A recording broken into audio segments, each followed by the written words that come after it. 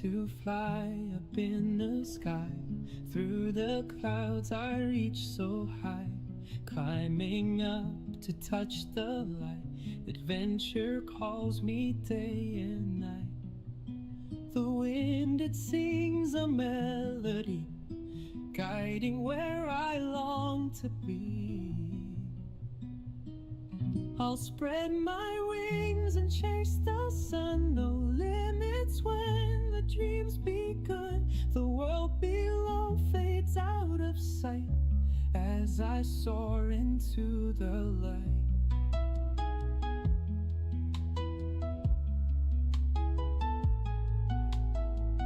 The stars above begin to shine, painting trails so bright and fine. Every turn brings something new, endless skies in brilliant blue. The wind, it sings a melody, guiding where I long to be. I'll spread my wings and chase the sun. No limits when the dream's begun. The world below fades out of sight as I soar into the light.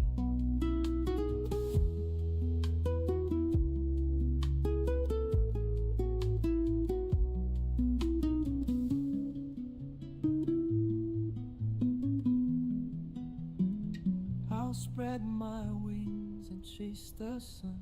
No limits when the drum's begun. The world below fades out of sight as I soared into the light.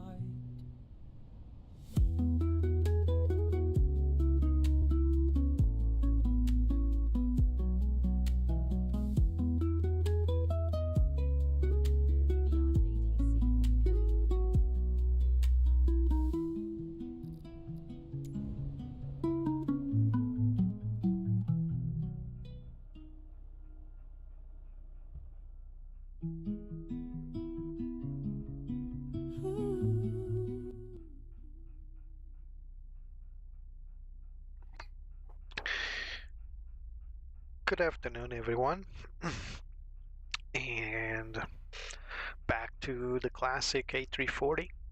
Today is going to be a very cool flight to Oslo in Norway.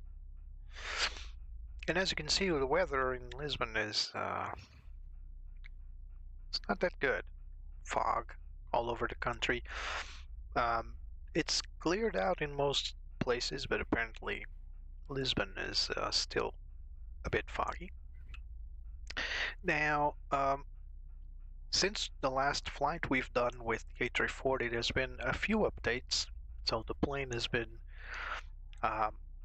improved in some areas. So I'm not gonna try to explain how improvements affect the flight. I'm just looking forward to, oh, cable is clipping the ground here. Not important, but still, it could have made something different here. Anyway, let's go and perform our walk around. Like I was saying, I'm not going to try to be exhaustive in trying to explain absolutely everything that they've improved, but certainly a few areas that need to be verified include. Look at that nice little sticker there. Includes some of the stability issues that we had in the past. I've not read the changelog for the latest versions, but we will certainly pay good attention to how the plane's behaving. We had a few issues with GSX integration. But apparently that's something of the past. GSX itself have been updated. So, just quick note: these wheels don't have brakes. I read someone online talking about the fact that the A340 has an extra bogie, extra set of wheels with that should provide better braking. Nope, only the 8 main bogies have brakes. This bogie here is just for weight distribution on the A340. So better luck next time, fellow streamer. So, oh, there's a flight recorder there. Just looking for leakages. You know the drill. Let's check out the right engines. And hello, Andrew. Good afternoon. Why can I go faster? Oh, there you go.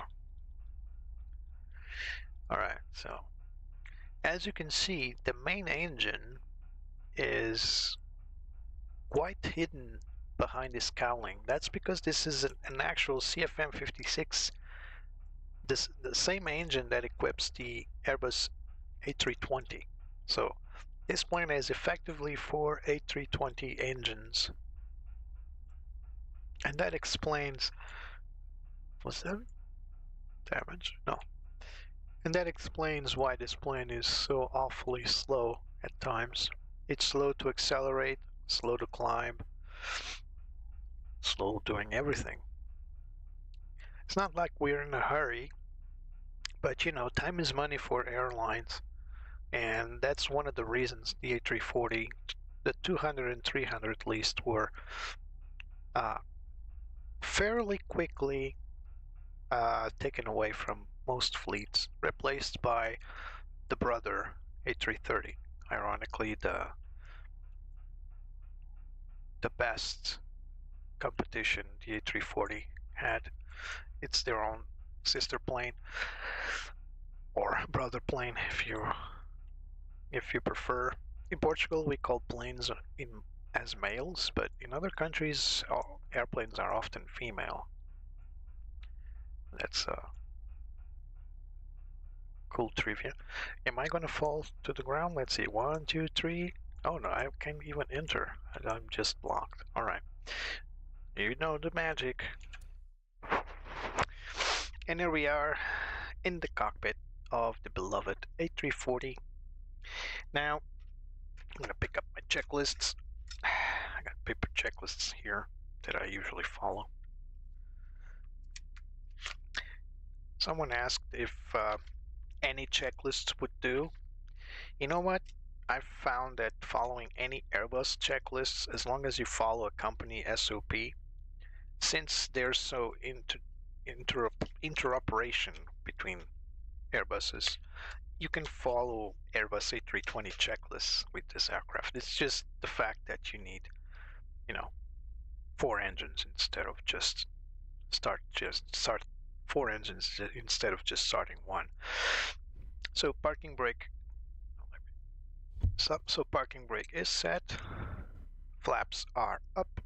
Spoilers retracted and disarmed. Weather radar is off, as well as predictive wind shear also off. Engine master switches 1 to 4 are all off. Engine mode selector set to norm. Thrust levers are on idle, all 4 of them. And the wipers are both off. Cockpit pre-flight checklist complete. Alright, let's start this baby up. First things first, batteries, bat 1, bat 2, and APU bat. Nothing really happens, but the plane does come to life after we turn on the external power. Let's start with A and B. Here we go.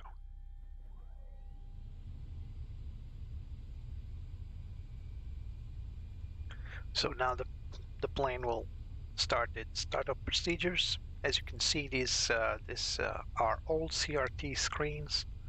So this slash line is just indication that they're on, but there's no information running. There, as they come to life, they flash white. An old school type of system. It's not really that different. It's just slower to respond, and there are some visual differences, but other than that, it's just the same thing. Now these lights, they should be white, but they're turning amber, or not as white. This is actually accurate as the plane went through its life cycle. These bulbs would either become yellowish or the plastic itself would become yellowish. So this is actually an accurate representation of an old aircraft. So I'm just looking around here to confirm that last time I had some trouble identifying some of the locations because of the size of these panels here, because of 4 engines, some of the stuff has been moved around. So I'm just confirming if I've not missed much. All right. One of the buttons we're missing here is the overhead lighting system, which is operated by one single button on the console, on the center console. But I'm quite used to enhance or reduce the overhead panel lighting. The only way you can do that is by operating this integrated light system for the entire cockpit.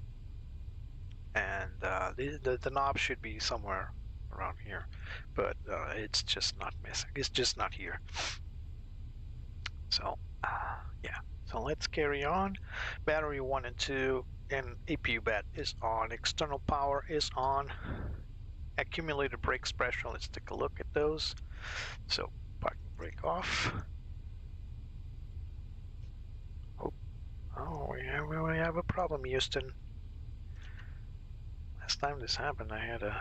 Yeah, Betsy's here today, Andrew. Go figure. So my joystick is turned off. I usually have it off, and now I have to turn it back on. So bear with me just a couple of seconds so I can test everything conveniently. Give me a moment. So you should be hearing a ping of it turning on. There it is. All right, seems to be on. Let's confirm. And there it is. It's back on. All right, so carry on with our tests here. So again, parking brake off. There it goes.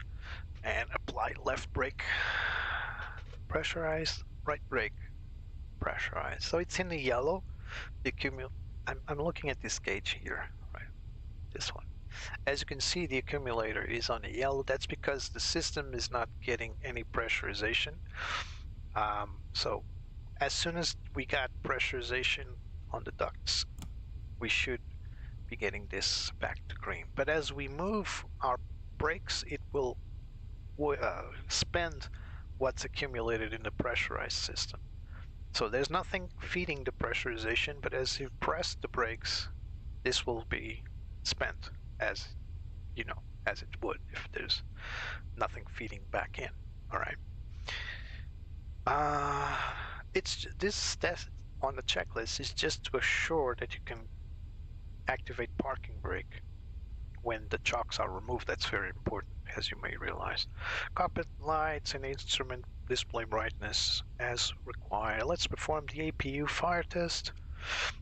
This usually is sitting between 2 engines, but since we got 4 engines, it's placed on the side, on the left side. So let's test it. So as we press, we're looking for the handle lit up, squib discharge, as well as ECAM status, APU fire, and the master warning. So it is working. So oxygen cruise supply is on. CVR test. CVR test. We got. Where is that? Usually it's somewhere over here, but it's either well hidden or it does not exist. Oh, this is the CVR. There it is.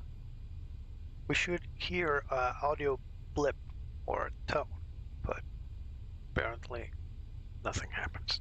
All right, 8 years. Let's turn on the navigation system. So IRS1, IRS2, IRS3, waiting for the on-bat light to turn off. There goes.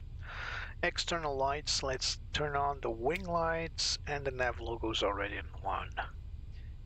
No smoking portable devices are on. Emergency exit lights are armed. Enunciator lights, let's test these. Oh, where are those?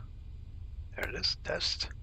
What are you looking at? Well, we're just looking around this whole set of lights to confirm that there's no light turned off. That would indicate the bulb or the button itself can be either broken or just misbehaving. In any case, if there's one inoperable light, maintenance will check it out and they will place a sticker next to it. It's not the case for today. There's no switches here. Right, this one's done. Back to bright. Probe window heat are on auto. So, well, this is this button right here. So the logic on Airbus is if the button is off or no lights in it, that means it's on auto most of the times. If you press it, you see either on or off. That's the manual mode. So if I want to turn on the window heat, I'll just press it on, but we'll leave it on auto. Most planes will operate on auto. APU is not applicable right now. Let's see the aircraft temperatures. We are below 10 degrees and there's fog, so we are going to operate the anti-ice. All right, let's test the batteries. Battery, let's go to Ecam page, elec. There it is. So we got BAT1, BAT2, and APU BAT. Let's turn off BAT1. Symbology changed, button changed, turn it back on. Symbology change and button lights off. So turn on, off battery 2, symbology changed, turn on, symbology changed back, and APU BAT. Symbology changed again and turn back on. Fuel pumps are off as they are, and let's perform the engine fire test. Now, on the A340, we got one test for all 4 engines. It's not usually the case, but it is what it is. So we are going to press it and check if all lights for the fuel shutdown valves, or the buttons, I mean, are lit up, as well as all the squib engines. We got the oral sound, engine fire on the pedestal, ECAM status for engine fire, and master warning flashing tested.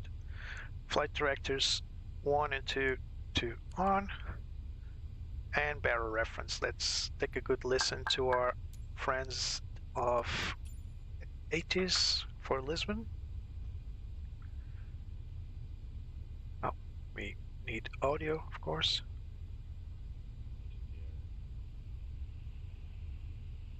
Lisbon Airport information Sierra. It isn't easy. Wind variable. Mist. Few clouds at 100. Temperature 09er. Dew point 09er. QNH 1020. Landing and departing runway 02. Transition level 040. Advise on initial contact. You have information Sierra. So we got Sierra and QNH 1020 cross-checked. 1346. EFIS set constraint arc 10, constraint arc 10, and constraint arc 10. So FCU, we're going to set it afterwards, as well as the radio setup has been done, and MCU data. Let's start inputting our flight plan. So first things first, let's open our flight planner here, not the flight planner, sorry. Let's go back. My flight, and let's refresh, import from Simbrief. There it is. We got departing from Lisbon to Gardermoen in Oslo, Norway. We're not going to trust these METARs because we've seen in the past how this can easily be wrong. So IRS has been aligned, nav accuracy downgraded, aircraft position invalid, weights cleared. So we're gonna check, we got active, oh, that's not good. So our active nav data is currently outdated. So let's just attempt to update it. We need 2513 as a cycle.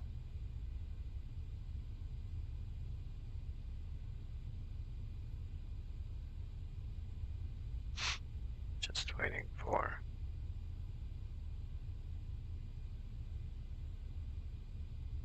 Hello?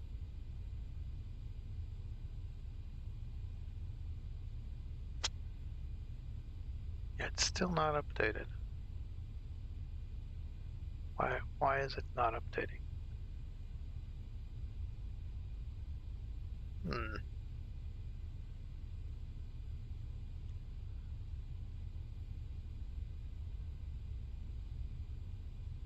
Hello?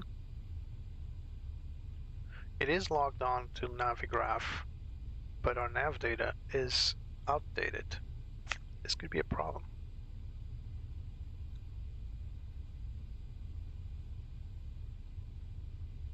Now, as far as I know, if I just need to press this button, and it should update, right?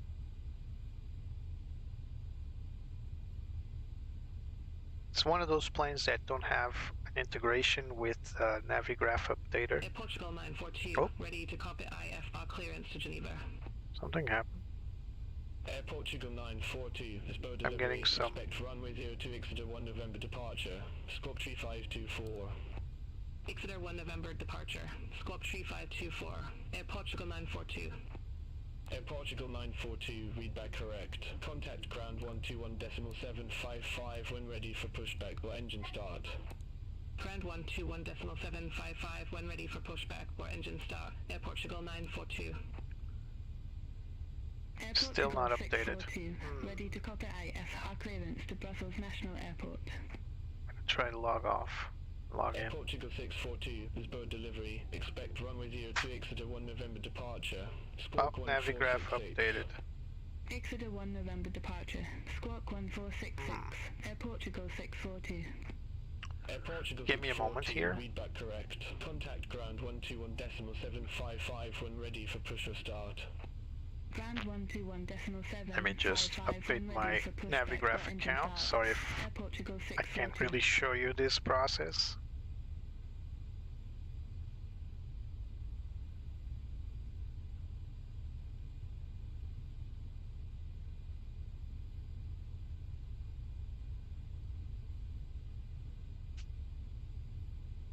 Alright, now I got the account linked. Alright, let's see what happens now.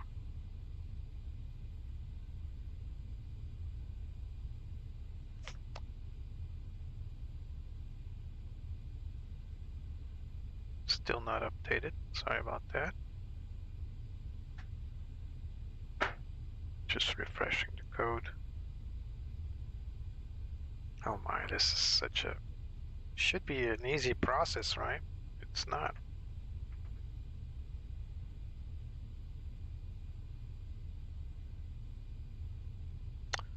Right, approve, allow. Now the cycle is updated. All right, let's go back to sim. Here we go. Welcome back. So now we got the correct cycle. We just probably need to refresh here. Yeah, there it goes. 25 December, 21 January. Now the system is correctly updated. Was a bit of a pain in the rear end, but we got it working. So let's just carry on. So let's go to initiation. I just need first to go to ETSU.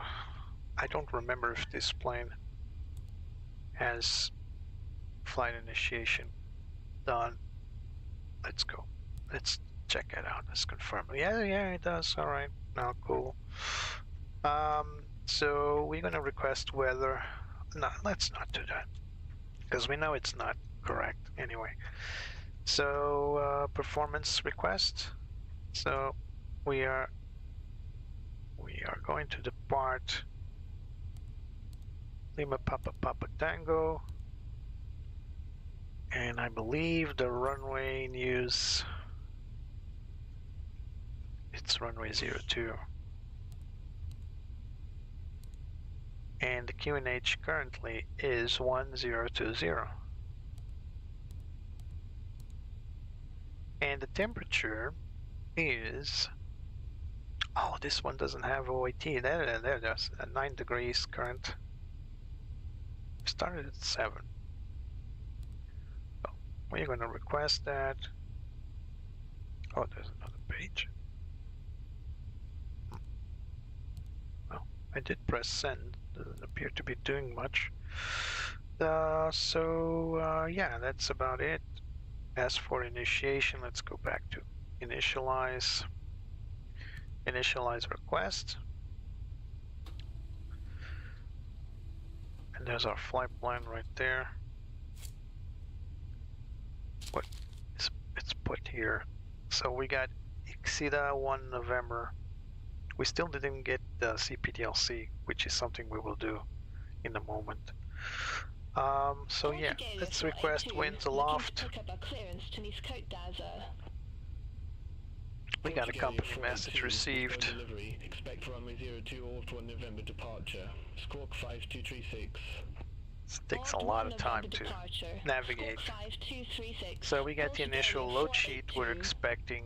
Portugalia 482, read back correct. Contact ground We're expecting 0 fuel weight of 143.3 and takeoff weight of 169.8. Nice. Let's accept that for now.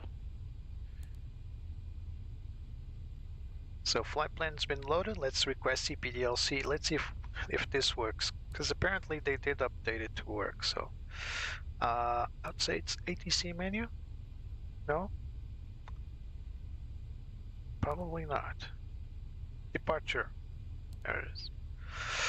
So we got from LPPT / let's go to OFP here. ENGM.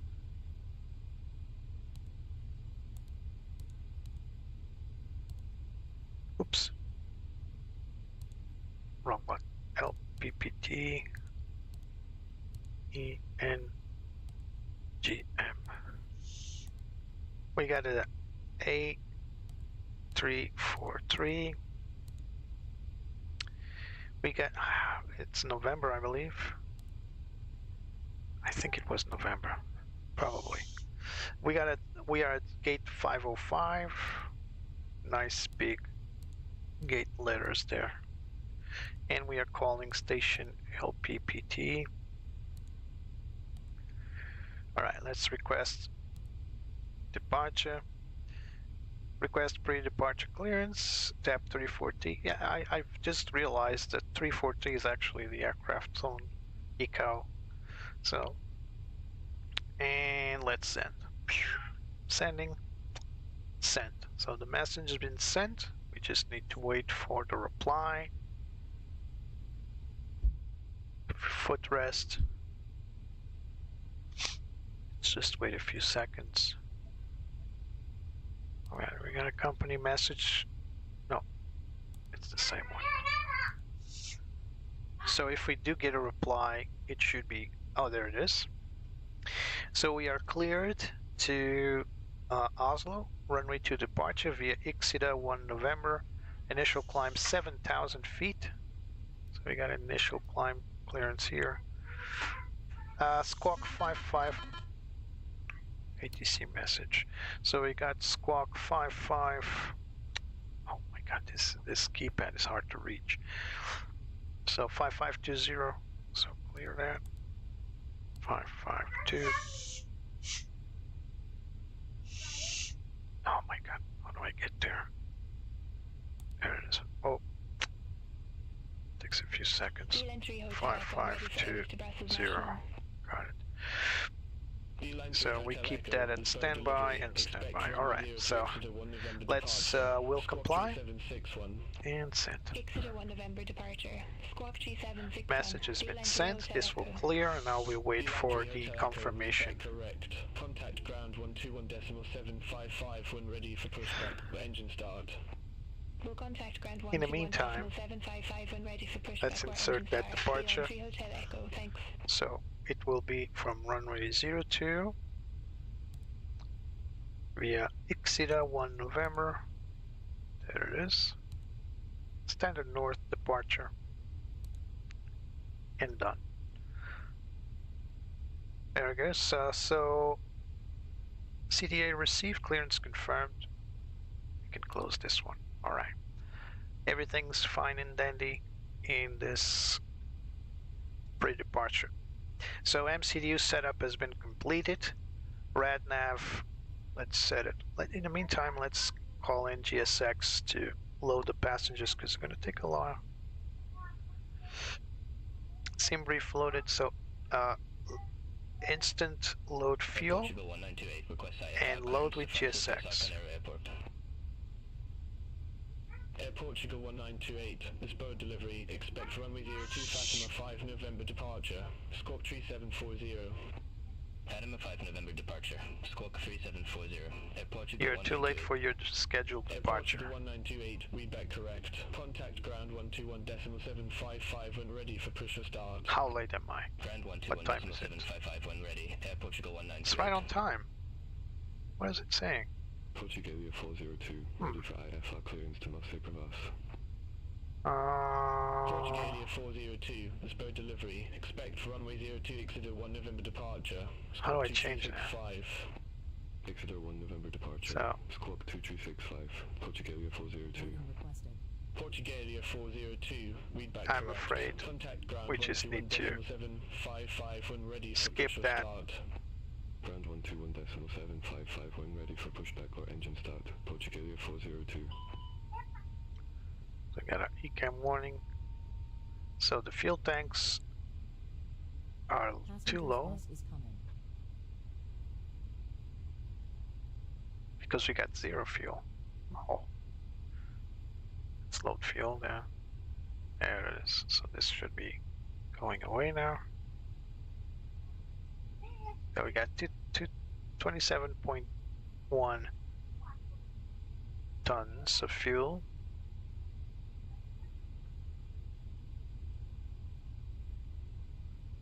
There it is, 27.1.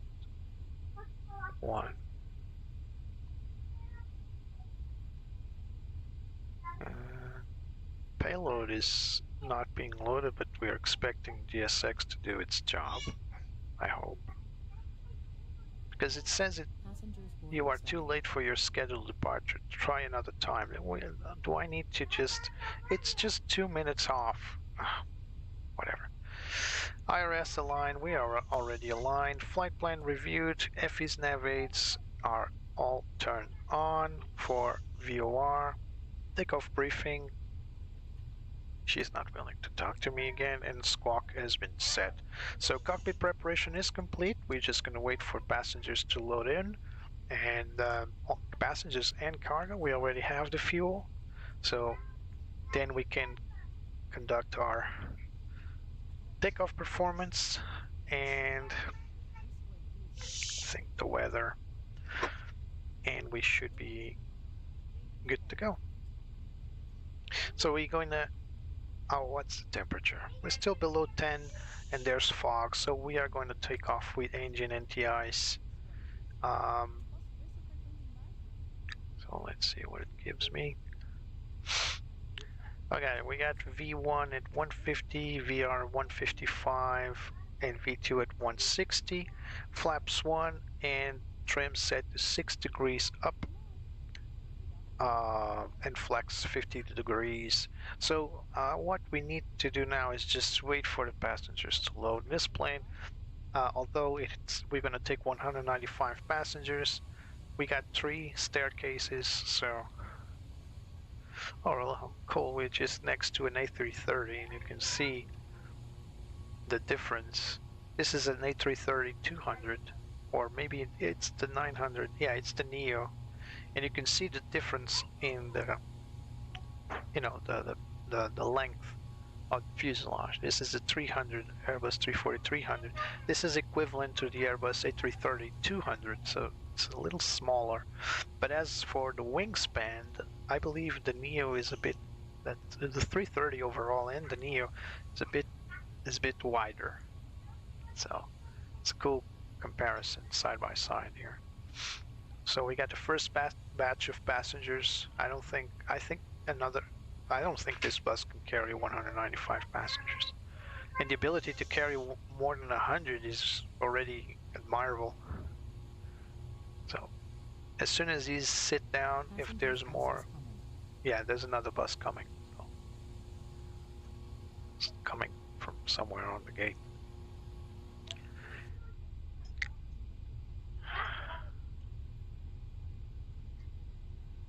Okay, so need to go back to the chat. Yeah, I'm a bit of a cold. Nothing serious, just from the cold itself. Andrew, thank you for worrying, but it's absolutely normal. I need to put my phone charging here. Give me a second. I'm gonna switch off track IR while I do that, so you don't see me dancing around. So we're waiting for the second bus, and of course, cargo needs to be loaded as well.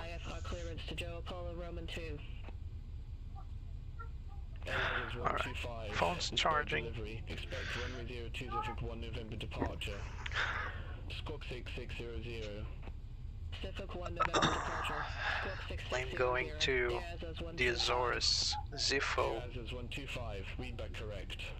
Zifo 1 November for the Azores. That's a left-hand turn towards the Atlantic Ocean and then direct to the Azores. Betsy's looking fresh, but it's very cold. We will see about that. See the temperature down there? It's oscillating between 7, 8, and 9 degrees as the weather gets updated. So currently it's on 9 degrees. When we started, I saw 7 degrees, so it's below 10.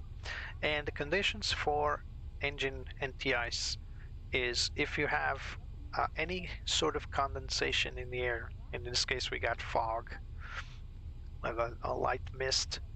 And if you have temperatures below 10 degrees Celsius, then you need to operate with engine anti-ice, which is these buttons right here. Alright, so we will take off with them on, just not right now.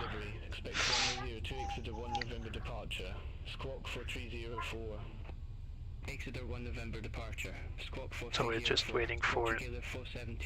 So these should be the final passengers, passenger batch. We are 7 minutes late from gate departure. See, passengers are still coming.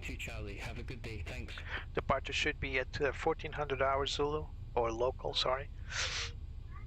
But we are going to miss that. I did turn on the flight directors. Why they turned off? Weird. Or maybe I thought I did and did not. Why do we need to wait? Because, you know, weights should be calculated after boarding. We should get a final load sheet, and that's the calculations you should make. I'm currently syncing with FMGS and weather, but if there's a weight discrepancy after passenger loading, it's not going to be correctly calculated, so we just need to wait. As you can see, passengers count is 195. I don't know what upper and lower means. Maybe it's upper up from the airplane center mass and rear mass. I don't know. Sounds weird. It sounds like the plane has two decks, right? Maybe that's not the case. So how are we in passenger boarding completed? So now we can recalculate. So let's sync again, calculate. Should be the same. Yeah, flaps 50, 150, 155, 160, and we got flaps 1. But notice that the CG has changed. Now we got 5.5. We had 6 when we started because the CG also changed. So let's send that to the FMGS. Let's go here to performance. Confirm speeds 150, 155, 160. That is correct. Oh, it doesn't allow me. So 150. Whoa, stand by. Confirm takeoff data. This is much better. This used to be a small issue we had with this plane, is that when we pressed to load, it didn't load the speeds, and as soon as start writing the speeds, they would delete. But now it's working correctly. In fact, it's flex temperature 50. Cool. All right. So let's go for the pre-start checklist. APU master 2 on. Wait 3 seconds. 1, 2, 3. Turn on the starter. There it goes. Wait for the symbology to show up. There it is. APU starting up. It's actually pretty fluid for a CRT monitor. Don't mind the ghosting of the letters. This is because of DLSS that I'm using in this simulator. It's never going to get fixed. NVIDIA doesn't really care about that. So MCD weights have been inserted. We just need to confirm the initialization here. So we go to page 2.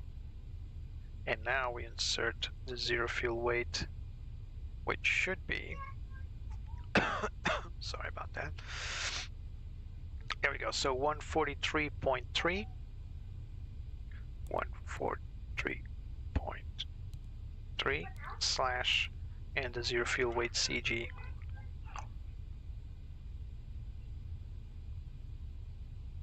Zero fuel weight CG should be 26.5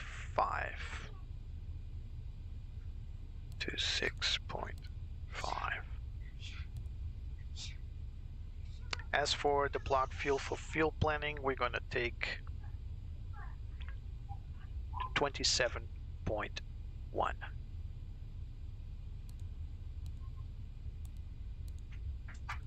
Alrighty, that should be enough to take us to Oslo or the alternate. Alright, so V speeds we got. Let's go back to performance. This one should be flight plan. There it is. V1 is 150 knots. That's the speed we should insert here if we were operating manual speeds. We got V2 at 155 and 160 for V2. Sorry, VR at 155 and 160 for V2. So we got APU power. We're gonna go APU bleed, and we're gonna turn off external power at this moment. Thank you guys. Seatbelt signs are on and air conditioning as required. Pre-start checklist complete. Let's call it in for our guys on the ground to start clearing stuff so we can get out of Dodge. So where's this ground equipment right here?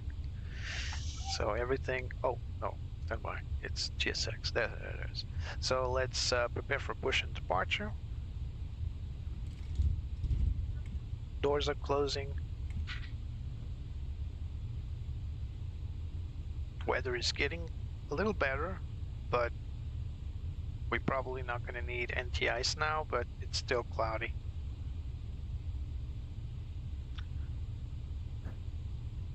Pushback and start checklist. Oh, sorry about that. Hello, Captain. We are ready for pushback.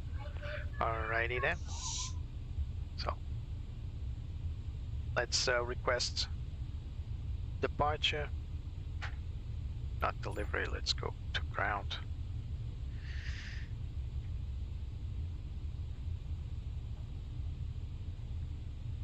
So just waiting for the guys to. Departure checks completed. Bypass pin inserted. There is nose wheel steering disconnect. You got a bypass pin. Request push and start. Air Portugal 343 Heavy, ramp 505, request pushback. Air Portugal 343 Heavy, Lisbon ground, pushback approved. Face north. Facing Pushback north. and engine start approved. Face north. Air Portugal 343 heavy. So face Locking gear. that way. Nose right.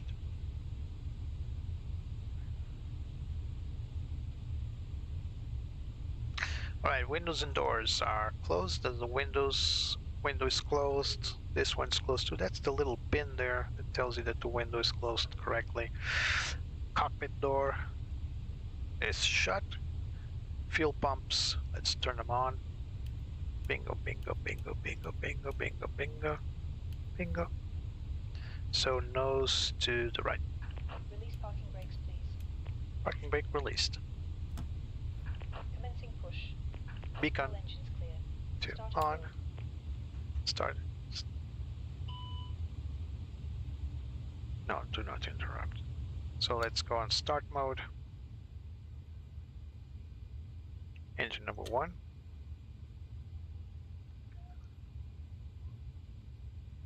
Steering pin has been inserted. Transponder to auto. TCAS still on standby, and let's run the elapsed time. Where is the clock? Elapsed time. Run. Oops. There it is. Running.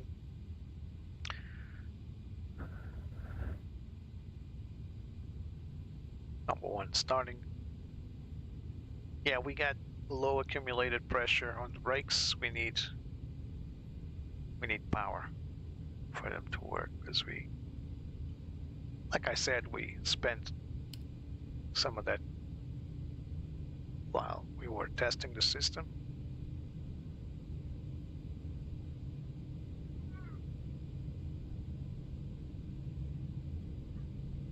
Number 1 still starting. Yeah, I know, buddy. Need to pressurize right the hydraulic system. That's why it's giving us those warnings. But the GPU, sorry, the tug, I mean, will be connected to us until we say so. Please set parking brakes. Parking brake is set. Or is it? Yeah, it's set now. Waiting All for aircraft be confirmation advised, of engine information start. tender now current, QNH 1020. Alright, start number 2.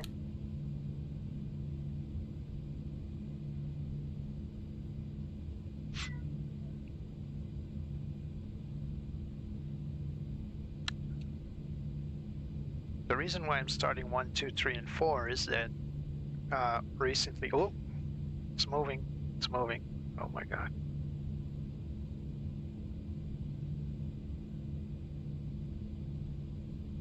Air Canada, What do I do? 813 Heavy, at gate 142 request pushback. Pause break, let's pause the sim. Air Canada, 813 Heavy, Lisbon ground, pushback approved. Face off. Alright, Pushback approved, face start. off. Air Canada, 813 Heavy. Starting number 2.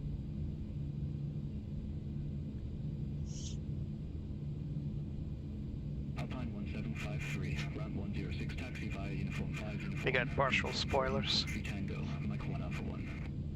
Ramp 106. Alright, start number 3. That's That's probably why we should start number 4, because we won't have any brake accumulator. Now we do have the brake accumulator. For some reason, let's just disconnect from GSX.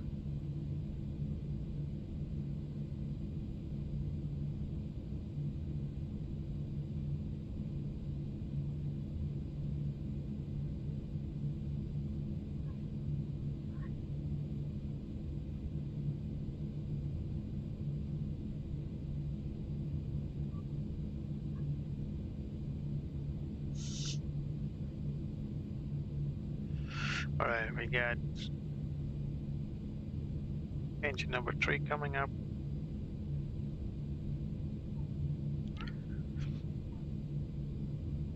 We got partial spoilers here.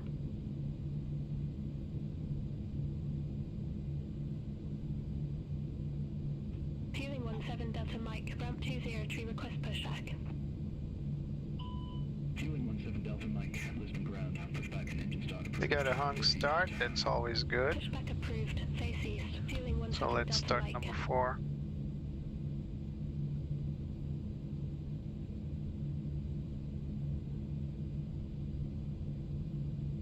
Wonder why.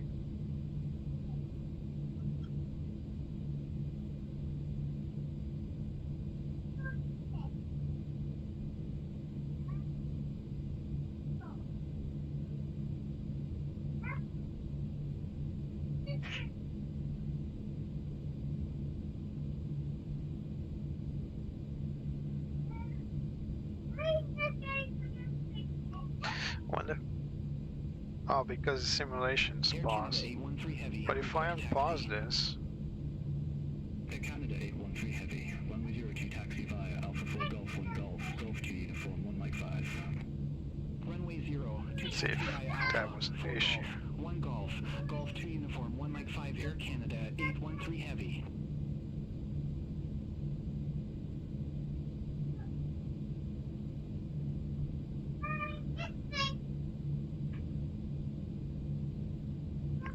I think we're golden now. Just need start number 3 again. There it is. So start number 3. Did we get Fueling 17 Delta Mike, those? ready to taxi Still to have taxi. nose wheel steering disconnected here, so probably have the tug. 02 taxi via 02 November 3 Delta. November 2. The bypass pin is still inserted. Because the plane started rolling, remember? Probably a GSX hiccup. Still 2 minutes out of the gate and still starting the engines. Contract disconnected. Bypass pin removed. Bypass pin removed, copy. Left is clear. Right is clear. Hey firm. Just need to check on the pin. I think she will wave the pin to us. Ah, she went away. See, the plane moved forward. Should be connected to the tug and holding. But so engine number 3 is set. Engine condition back to normal. APU bleed to off. Let's turn it off. And APU master switch to off. Engine NTIs. Let's leave it off because we are certainly not gonna get. We're certainly not going to get any fog anymore, so let's rearrange this so NTIs to off, calculate again. V-speed should be slightly, no, actually only the flex changed, so let's send back to the CDU, confirm takeoff data, and there it is, V1150, VR155, V2160, flaps 1 up. 5.5 and flex to temperature 5.3. Alright, we're good to go. So let's call it in to ask for taxi to the active runway. Portugal 431, route 224 taxi via Uniform 5 Uniform 4 Uniform 3 Tango, Mike 2 Echo. Just setting up my checklist for the before taxi checklist. Auto brake set to max. Spoilers armed. Flaps set for takeoff, which is flaps 1. Flap 1 lever. Engine NTI is not required. Flight controls. Full deflection left. Neutral. Full deflection right. Neutral. Full pitch up. Neutral. Full pitch down. Neutral. Full rudder left. Neutral.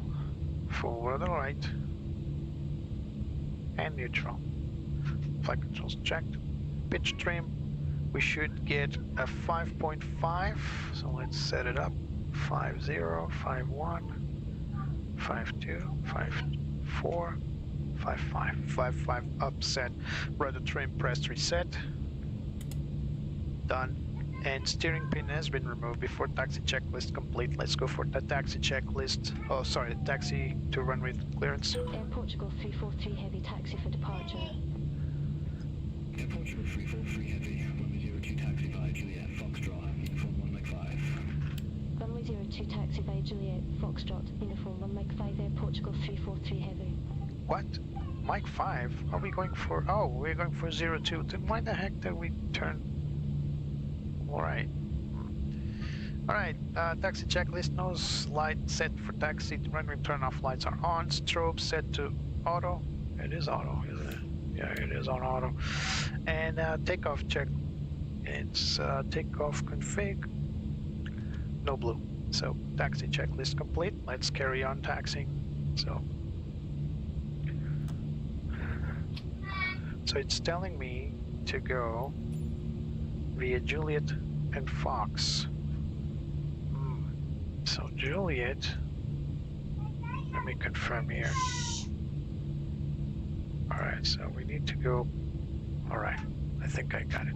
So the plane moved forward way too much, but we can still turn here.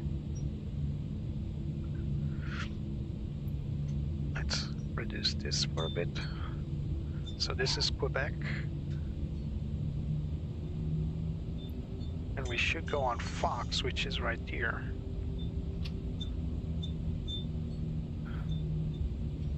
Air Portugal 1036. This one. TT request pushback. Air Portugal 1036. This is Fox, we can see here. Face north. Pushback approved. Face north. Air Portugal 1036. This is a big plane, remember, so we can't just turn like an A340. We need to give us some wide turns so we can stay on the center line as best as we can. Plane is a bit long, so don't try to turn all in once, because you know the clearance, the wingtip clearance, it's not that much as you can see here, so try to stay on the yellow line as best as you can with such a big airliner. Oh, my phone switched off the screen. I need to turn it on to see what you guys are writing. Hello, Jose. Sound is low. Sound is low. Why is it low? You mean the airplane sound? It is a quiet aircraft, but I don't think I can mess with the sound volume just now, but I'll give it a test. Stand by. Let me see. So general sound. Master volume is on 100. Portugal 1036. Request taxi. I didn't touch that. So now let's turn into uniform 1. That's uniform 1 right here. Alpha 2 Golf 1 Golf. Golf to uniform 1 November 2 Air Portugal 1036. I can try to raise the system sounds. Where's that? So oh no, it's on max. Maybe here? Is it better now? Is it better, the sound now? Do tell me if it's better.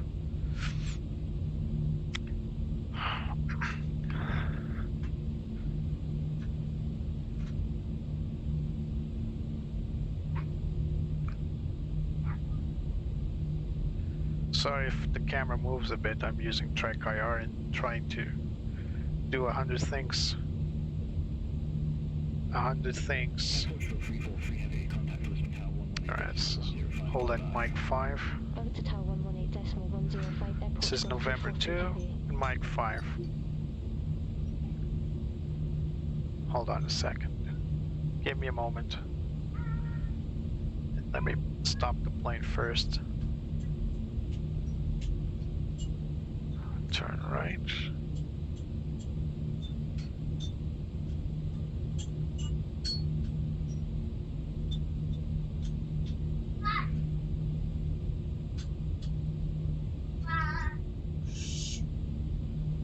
Alright, stop here. Parking brake set. So let me try something here. Give me a moment.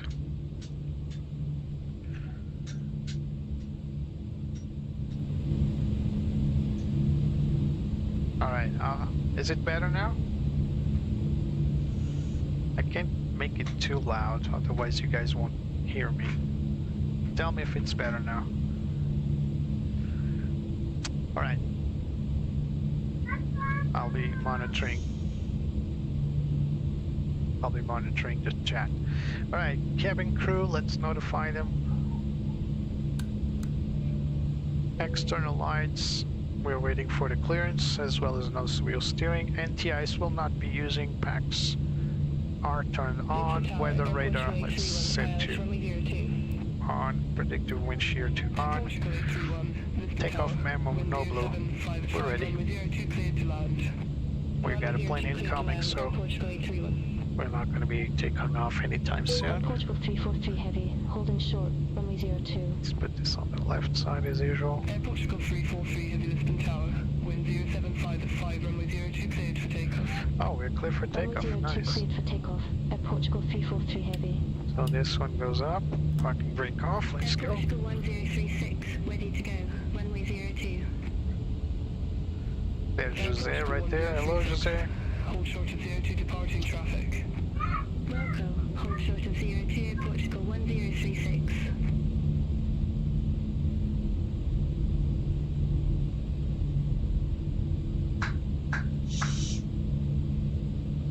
All right, here we go. Start the clock. 50%.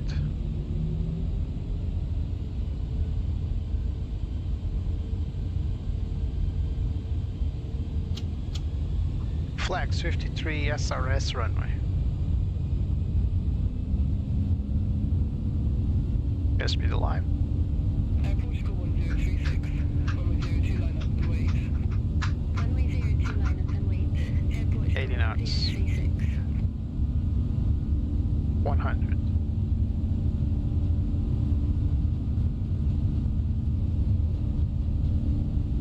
Yeah, this plane takes a moment. It's an A340, remember? V1. Rotate.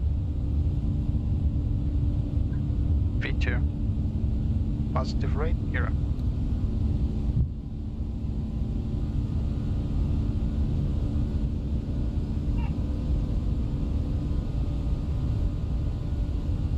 SRS snap, climb armed. Air Portugal 343 heavy, contact Lisbon departure 119.105. Contact Lisbon departure. Throttle, 119.105. climb. Air Portugal 343 heavy. Lisbon departure. Air Portugal Speed check, 343 flaps up. heavy. 1,700 feet. Air Portugal 343 heavy. Lisbon departure identified. IP1, climb, nav, altitude Climb to armed. flight level 190. Air Portugal 343 Clear heavy. for 190.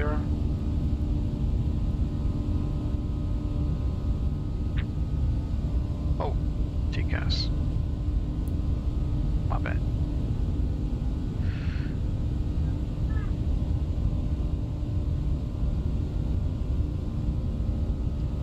Yeah, I forgot about the TCAS, but I did set it to above. Yeah, it's on the above. I did forget about the before takeoff checklist.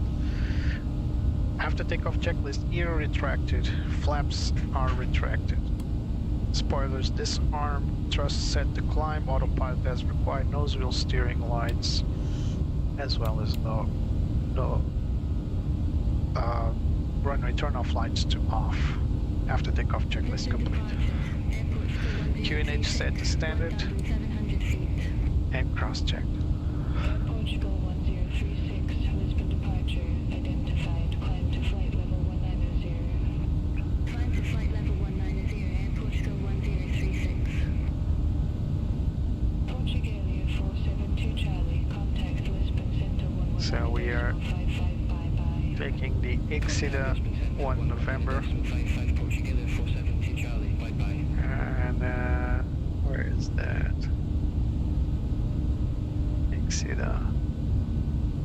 Exida. There it is. So this is the departure we're taking to Exida.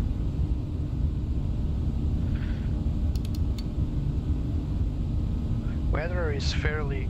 Oh, track IR died.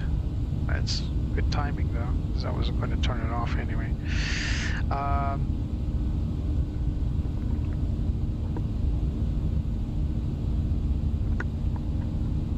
Sorry about that. So,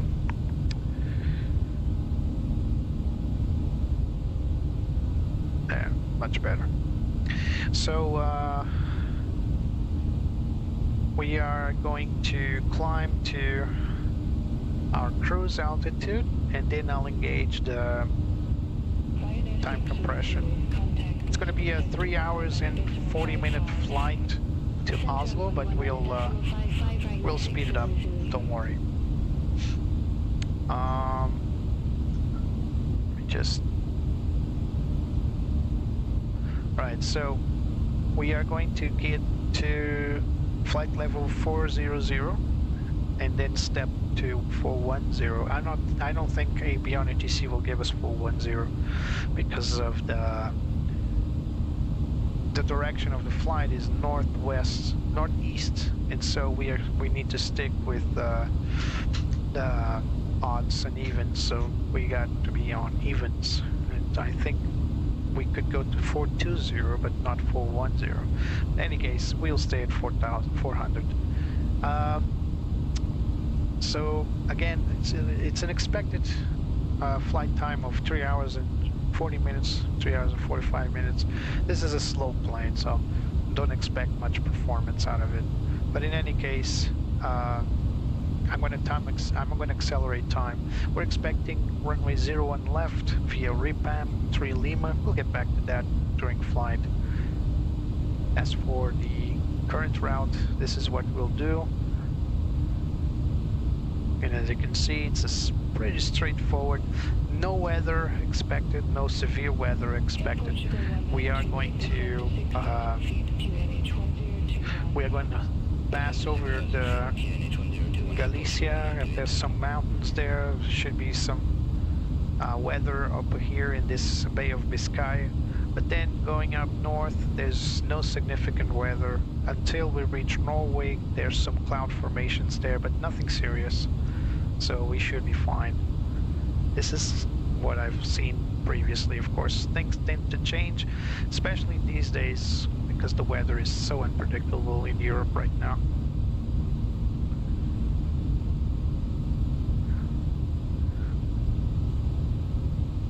So we have been cleared for flight level 190, and that's exactly what we're flying towards. As you can see, there's no radar blips, no radar returns, so weather is pretty smooth as it is.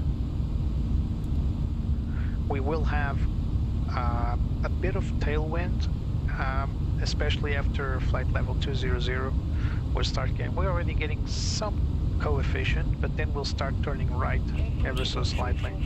And this will help us a bit to the north of Spain.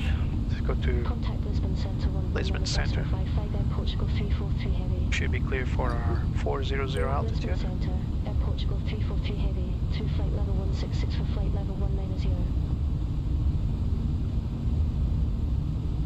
Air Portugal 343 Heavy. There it is. Radar contact, climb to flight level 400. Climb to flight level 400, Air Portugal 343 Heavy. So, 3 Hotel Echo, contact Hutchinson to 11. flying into icy conditions can be challenging. And how do you know when to turn on your anti-ice systems? Well, Airbus does have automatic systems. Some airplanes will have detectors. No, it's not like standard, but most of the planes will detect ice. However, there's this little thing you can see here. It looks like a stick-out pencil. This one right here. It can actually turn on a little light.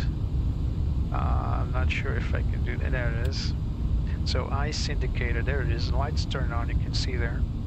So what this does is it's like it's telling me if there's ice accumulating around the fuselage, this will start to cover itself with ice.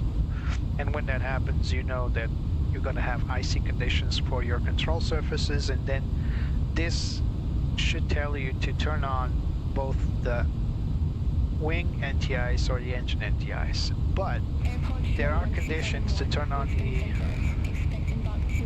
there are ways to turn on, there's a procedure to turn on the engine anti-ice. Wing anti-ice is very rarely turned on, except if that little pencil there gets covered in ice. Then you should you should turn on wing anti-ice, and I'll explain how that works in a moment.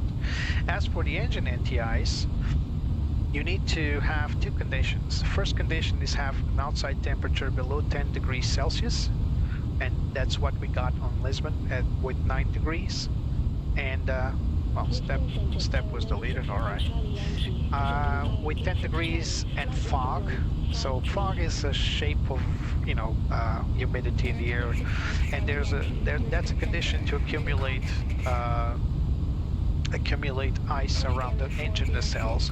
So you should turn on as soon as you get TAT at 10 degrees Celsius, and then, well, or SAT, sorry, at 10 degrees Celsius. And when that happens,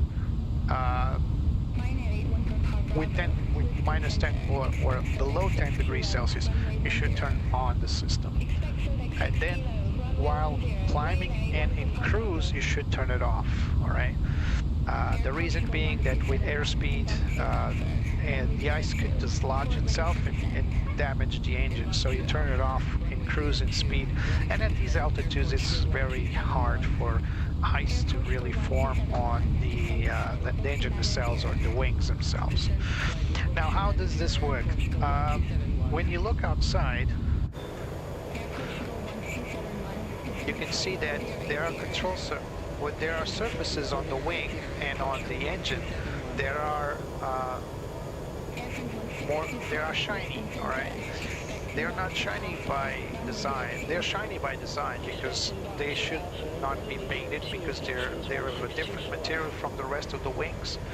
And inside this line here, inside this the angle of attack, this area here, inside these nacelles, hot air is pumped in from the engines to heat up these surfaces and dislodge ice as it forms. All right, it's not like the pitos. The pitos have their own heating system with an actual heating device, but not these. These are heated up with air.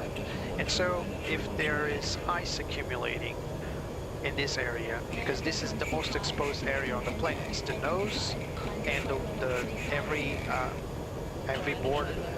We have a word for this. It's board of attack, but I don't think that's how you say it in English. But everything that connects with the wind first, so the nose, the engine nacelles, this side of the wings is this side of the horizontal stabilizer, and this side of the vertical stabilizer, which in some planes is also have a shiny surface on it.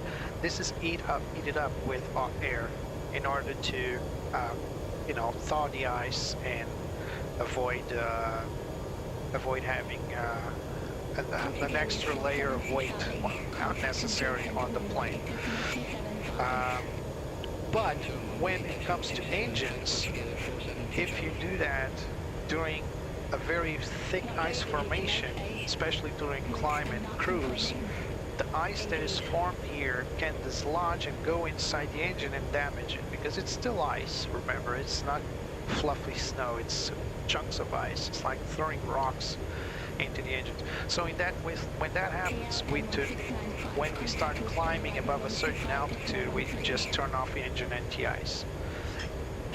And as for the wing anti-ice, most likely you'll only turn on the wing anti-ice on the ground in snowy conditions. So in airports where there's actual snow and it is snowing, then you'll turn on the wing anti-ice, and probably only then. So we're now starting a little slight turn. We'll lose some of that tailwind coefficient, and as you can see, we're already at 40 knots side wind. So we got a company message. Predictive weather is turned off. It should be predictive wind shear. Why is it turned off? Oh, it's this one, sorry. So this is ground clutter. So this is the predictive wind shear. This usually stands on the right side on the other aircraft, that's why I was mistaken. So let's put this to weather and turbulence, and predictive wind shear set to auto, and system for the main weather radar is turned off with the tilt 0 right now.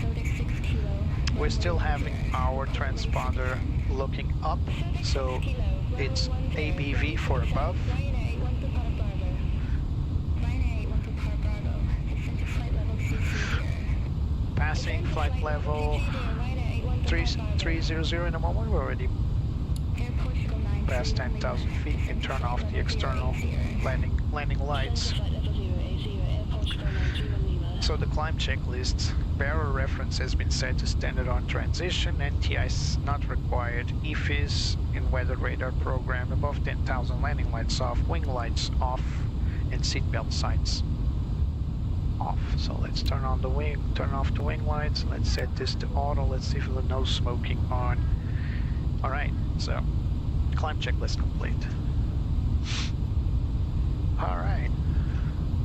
So we passed Ixida, so we are already outside this little map here. So let's go for the en route chart. Let's zoom in. Still flying in Portuguese airspace. 017 Delta Mike, Lisbon Center. Radar contact, climb to flight level 380. Climb to flight level 380, 017 Delta Mike. Let's set this up so you guys can see both the ATC and the EFB. Let's close this one. Centralize on the plane as it is. Alright, let's enjoy the flight for now. As you can see in your upper screen, we are a good chunk of distance to make. So if you're enjoying this live and you enjoy this content, please leave a like, subscribe and share with your friends. If you want to help the channel, on your upper right screen you should have a QR code for Buy Me a Coffee, or you have a link in the description as well as in the chat. There's a pinned message with the Buy Me a Coffee link. Remember guys, anything you can do here just helps me make more content, and I'm looking forward to 2026. There's some new planes coming in and I'm really looking forward to fly some of them, not all of them but some of them, and any help you can give me by giving me more likes, more subscribers, the better, because that way I can grow and be a better channel and myself fly more and be a better pilot. So I'm gonna take a small break here, so the flight will continue of course, and I'm gonna time accelerate stuff so we can get faster to our destination. So let's go. Simulated at 4 times. That's gonna cut our flight duration to about 45 minutes. We'll see, maybe less. So stick around and I'll be right back.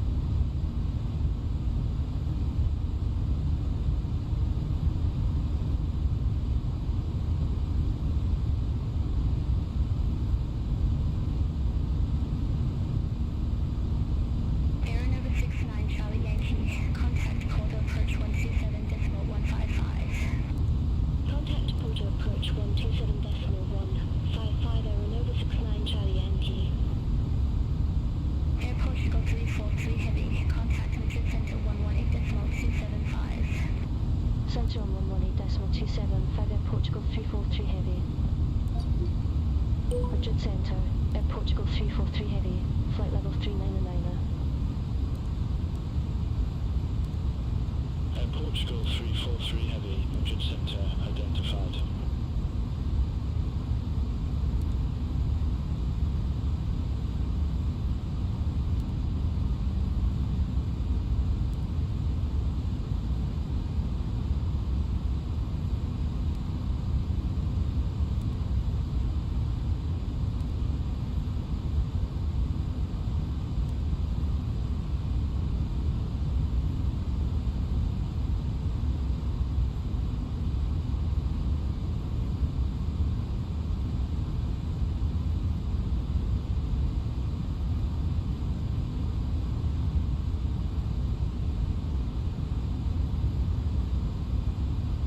Madrid Center, E34 Kilo Zulu, good day, flight level trim 80.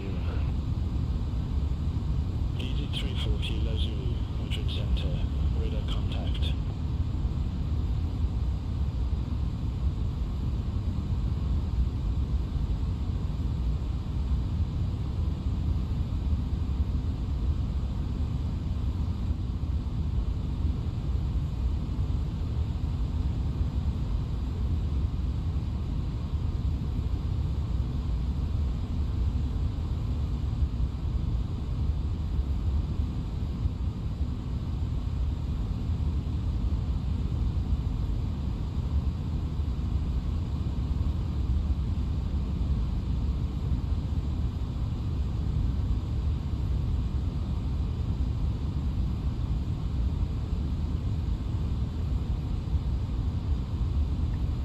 Olá, Helder, boa tarde, bom voo também, bons voos se for o caso, mas um abraço também. Helder, obrigado pelas palavras, um abraço.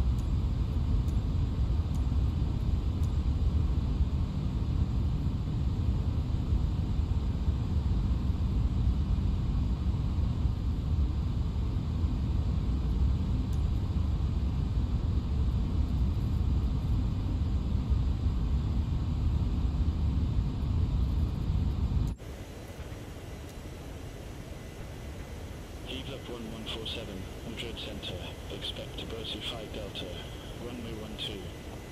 Expect to Brosy 5 Delta, runway 12, heave up 1147.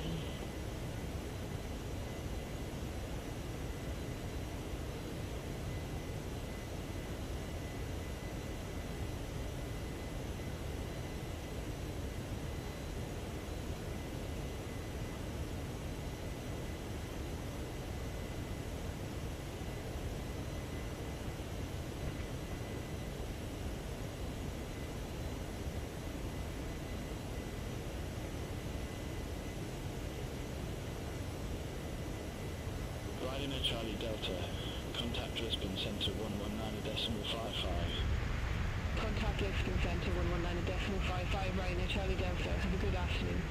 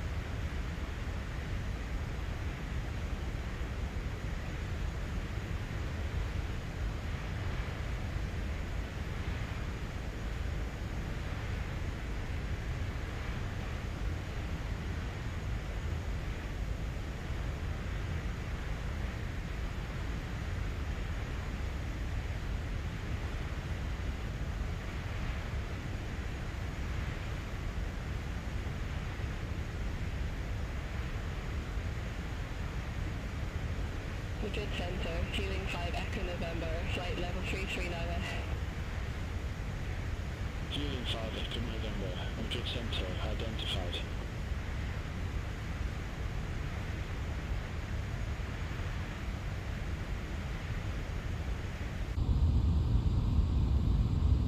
Europa 0805, contact Vigo Tower 118.455, bye-bye.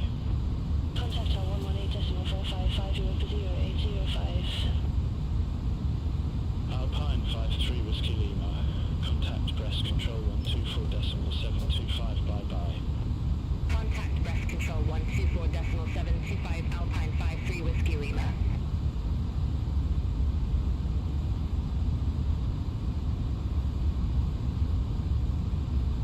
Madrid Center, Nostrum Air 50 Alpha Whiskey, flight level 101. Nostrum Air 50 Alpha Whiskey, Madrid Center, radar contact.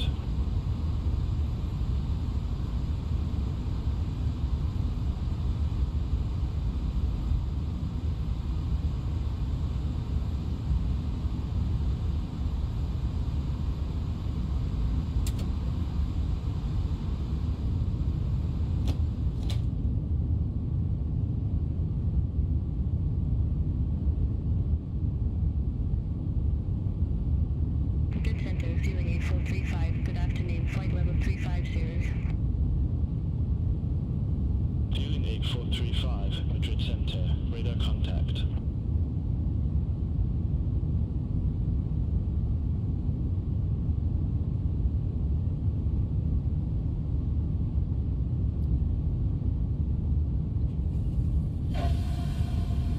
Nostrum Air 48 X-ray prepare, Madrid Center, expect Favix 2 Lima, runway 23. Expect Favix 2 Lima, runway 23, Nostrum Air 48 X-ray prepare. Madrid Center, Air Portugal 1359. Good afternoon, flight level 390. Air Portugal 1359, Madrid Center, radar contact. Air Portugal 343 Heavy, contact Brest Control 123.75. Contact Brest Control 123.75, Air Portugal 343 Heavy. Brest Control, Air Portugal 343 Heavy. Good afternoon, flight level 400. Air Portugal 343 Heavy, Brest Control, radar contact.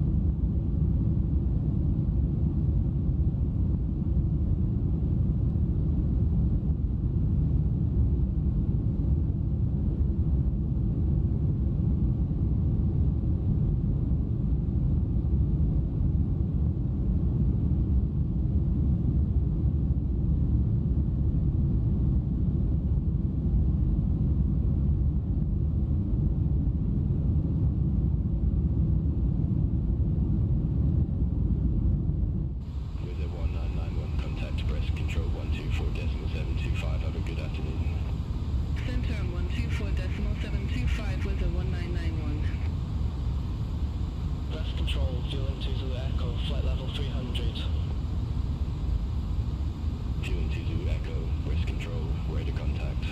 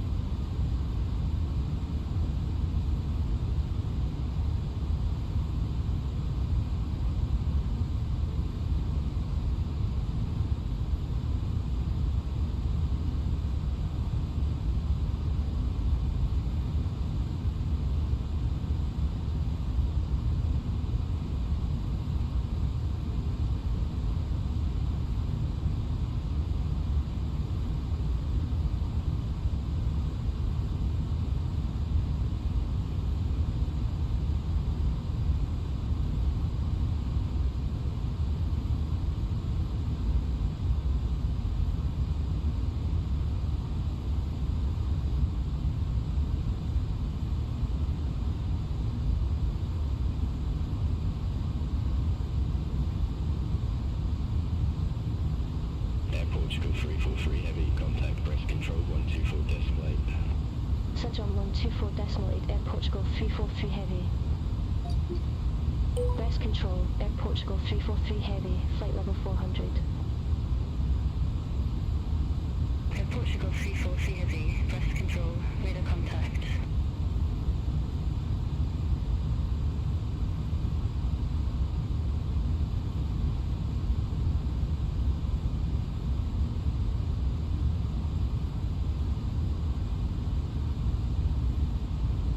Control, Easy 7, 5 Lima uniform. Good afternoon, flight level 207.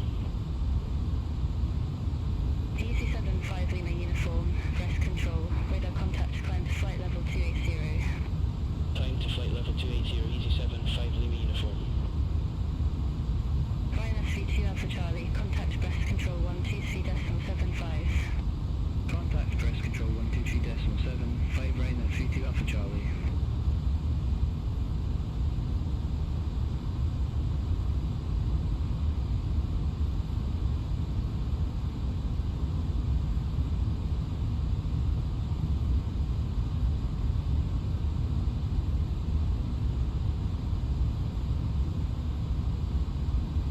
Portugal 343 heavy, contact breast control 120.15. Contact breast control 120.15, Air Portugal 343 heavy. Breast control, Air Portugal 343 heavy, flight level 400. Air Portugal 343 heavy, breast control, radar contact.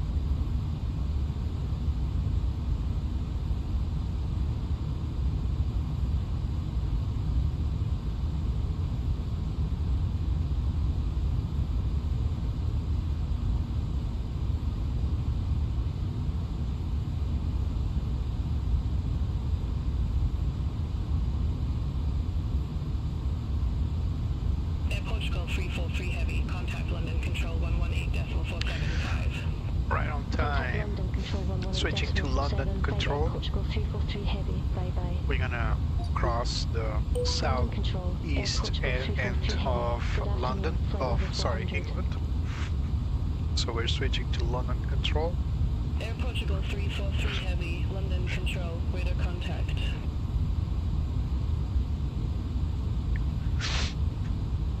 And after that, we should stay with London a few more miles, and then we'll get into the Scandinavian airspace. First, I believe, will be temporarily. We can take a look here.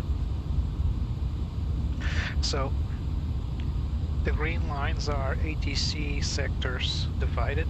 So this is Shannon for Ireland and Scotland. Sorry, Ireland only, yeah. Right? Scotland. My geography sucks. So this is the boundary for London. And we should cross, like I was saying, temporarily over Danish airspace, so Copenhagen. Now this is the Scottish airspace right here. So this is the Scottish one. So we'll cross the Scottish airspace slightly, then the Danish airspace, and then we'll be in the Norwegian airspace all the way down to Oslo. What's so particular about this area here is that sometimes you get some weird weather happening, because this is a lower pressure zone. Usually it lands here, stays here for a while, and this is where we get some of the weird weather. But currently, like I was saying, we are having a crosswind from this. We momentarily had some south wind, so we had a slight tailwind, but now we got a crosswind, and it's coming up on our nose as well. So it's actually nose wind, more or less. It's crossed, but it's affecting us. As you can see, even though it's 6:22 in Portugal, this is the local time. It's actually earlier than that, but in the simulator it's 6:20. Actually, this is the Zulu time. So the Zulu time is 6:23 right now, but as you can see, as we move forward toward the Nordic countries, the sun will be setting, and it sets ever so slightly faster, not only because we are having time compression, but also because it is really a time compression, a latitude. It has to do with the latitude.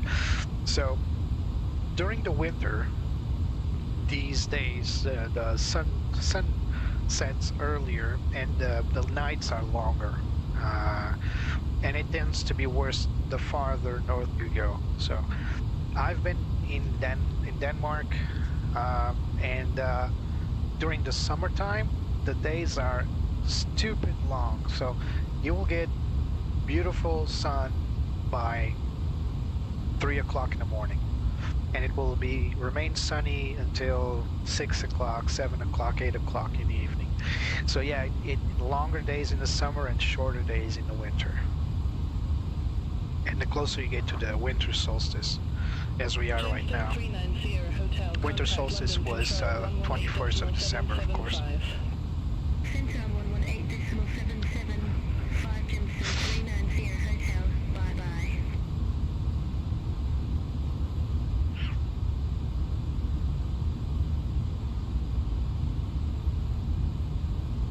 So if you want to do a daytime landing in a Nordic country, it's better that you start very early in the morning and hope to get there by your local midday or something, because it will probably be nighttime most of the time if you depart during the afternoon or late morning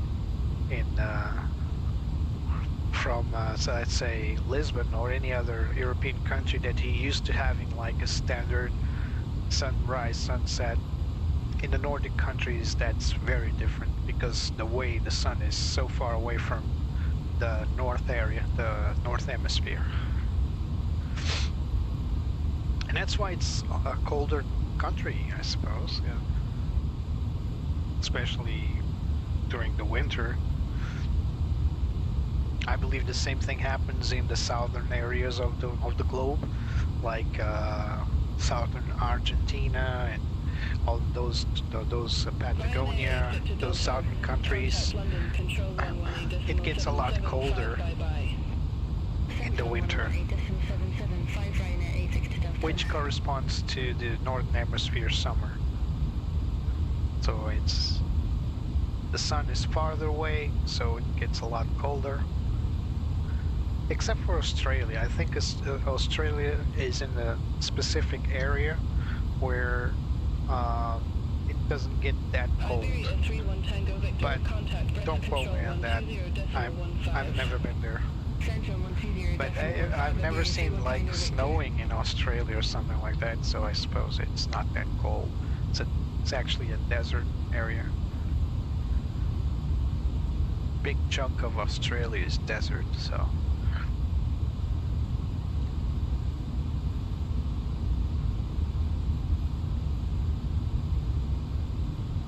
Stanley 663, contact Amsterdam radar 119.175. Central 119.175, Stanley 663. Astana line. I don't know this airline.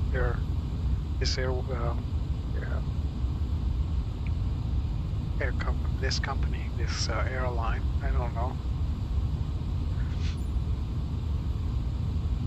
Astaline.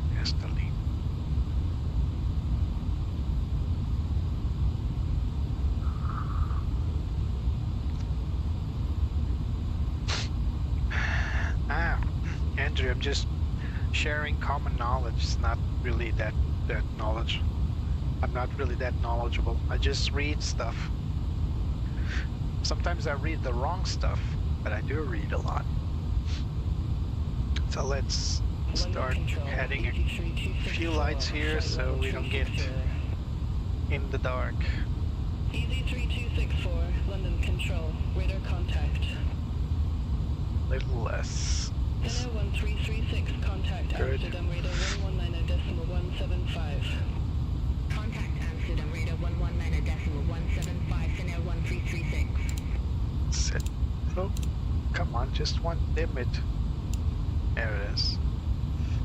And let's dim this one as well. Come on.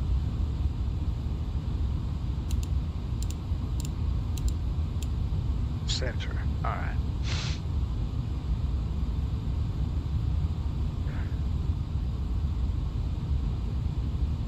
So you see that little pencil shaped probe?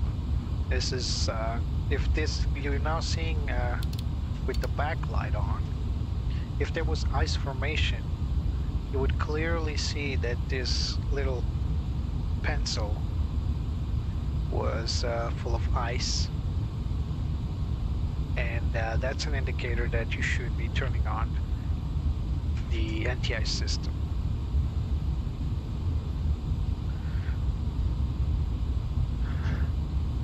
Now, well, look at that. Let's look at that beautiful sunset. Where's oh, there it is. Wow, look at that. Let's look from the outside.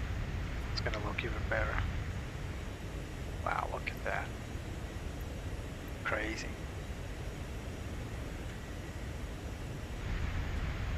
Oops.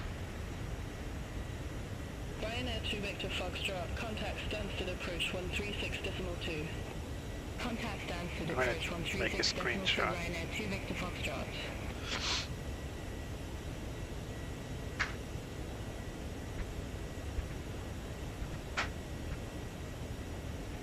Beautiful. I mean, the plane's beautiful. Sunset, beautiful. Everything's beautiful about this. Let's just try to make a nice screenshot here. What's it? B? No. C? X?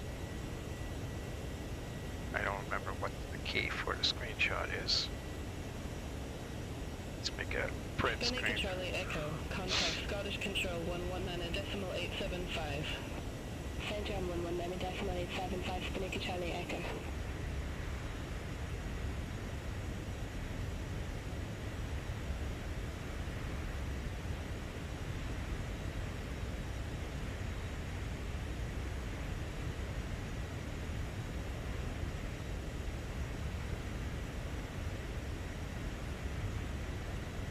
Dark Knight 2 Romeo Tango, contact Paris Control 126.475.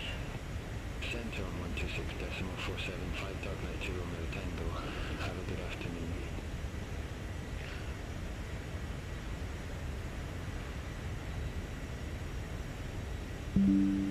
An airline called Dark Knight. That's cool. London Control, Easy 87 Kilo Foxtrot, good afternoon, flight level 360.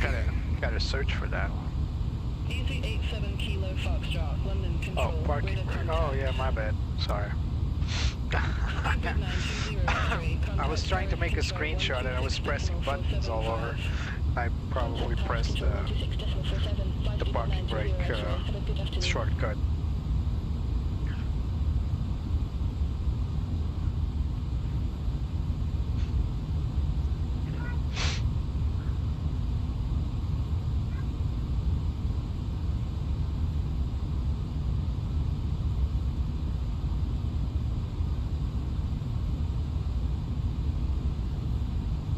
I don't know about you guys, but I never get used to seeing 4 engine dials there, and it's only because I'm used to flying the A320 family and the A350.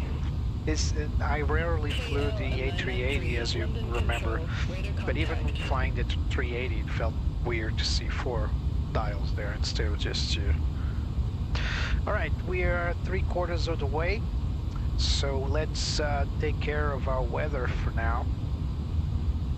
So what I'm going to do is I'm going to pick up my trusted weather info from Simbrief. I don't trust this fetching system they got on their planes. Alright, let's search that. So weather for Oslo is quite mild. We just have some low temperatures, so we're going to land with engine NTIs for sure. But the winds are mild, and yeah, so let's insert that performance. So we got 1020 as, so we're going for Scottish control. Centre on 119.875. So we are negative 2 degrees. Spinnaker 1523, contact London Control 119. No, that's just 2 degrees, I believe. And we got magnetic wind, let's set to, so it's variable to 2 knots. So let's set 300 as the last one, and 02 knots. We got transition altitude at 7,000, let's config flaps 3. Now let's take a look at our flight plan to continue on with, so let's view here. Alright, so we're expecting RIPA 3 Lima for runway 01 left. So let's go that to flight plan. This can change, as you well know, so 01 left ILS and RIPA 3 Lima, the first one. Does it have any VIAs? It does have 2 selections, so let's take a good look here. Alright, so let's go to charts, and let's go to Oslo, and let's pick arrival, and we got RIPA 3 Lima. So we're RIPA 3 Lima right here, and we got probably Valpo as a transition. So let's insert that, Valpo, insert. Let's go to Copenhagen now. Some turbulence up ahead, and we got on top of descent. So let's get out of time acceleration. Let's resume normal speed for now, because we don't want to get caught in the filling up the flight plan and all that. So let's go back to performance. And so we are going to need barrel reference for the ILS approach to runway 1 Lima.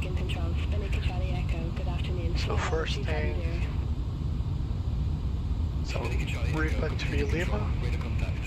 And now for the arrival, sorry, approach runway 01 left. So these two and this one. Let's go to the ILS, standard ILS. So decision height is 857. So that's what we're gonna get. And we're gonna land at config flaps 3, so let's turn on the flap 3 indicator if it does have it. There it is, flap mode off. So yeah, it's gonna be a nice approach. Weather is mild, not too serious, as you saw. I'm expecting ice on the arrival, so I'll be turning on the engine anti-ice. If there is visual ice forming during the approach phase, we will get the wing anti-ice as well, but only then, and only if we do have ice or snow or anything of the sort. So yeah. As for the alternate,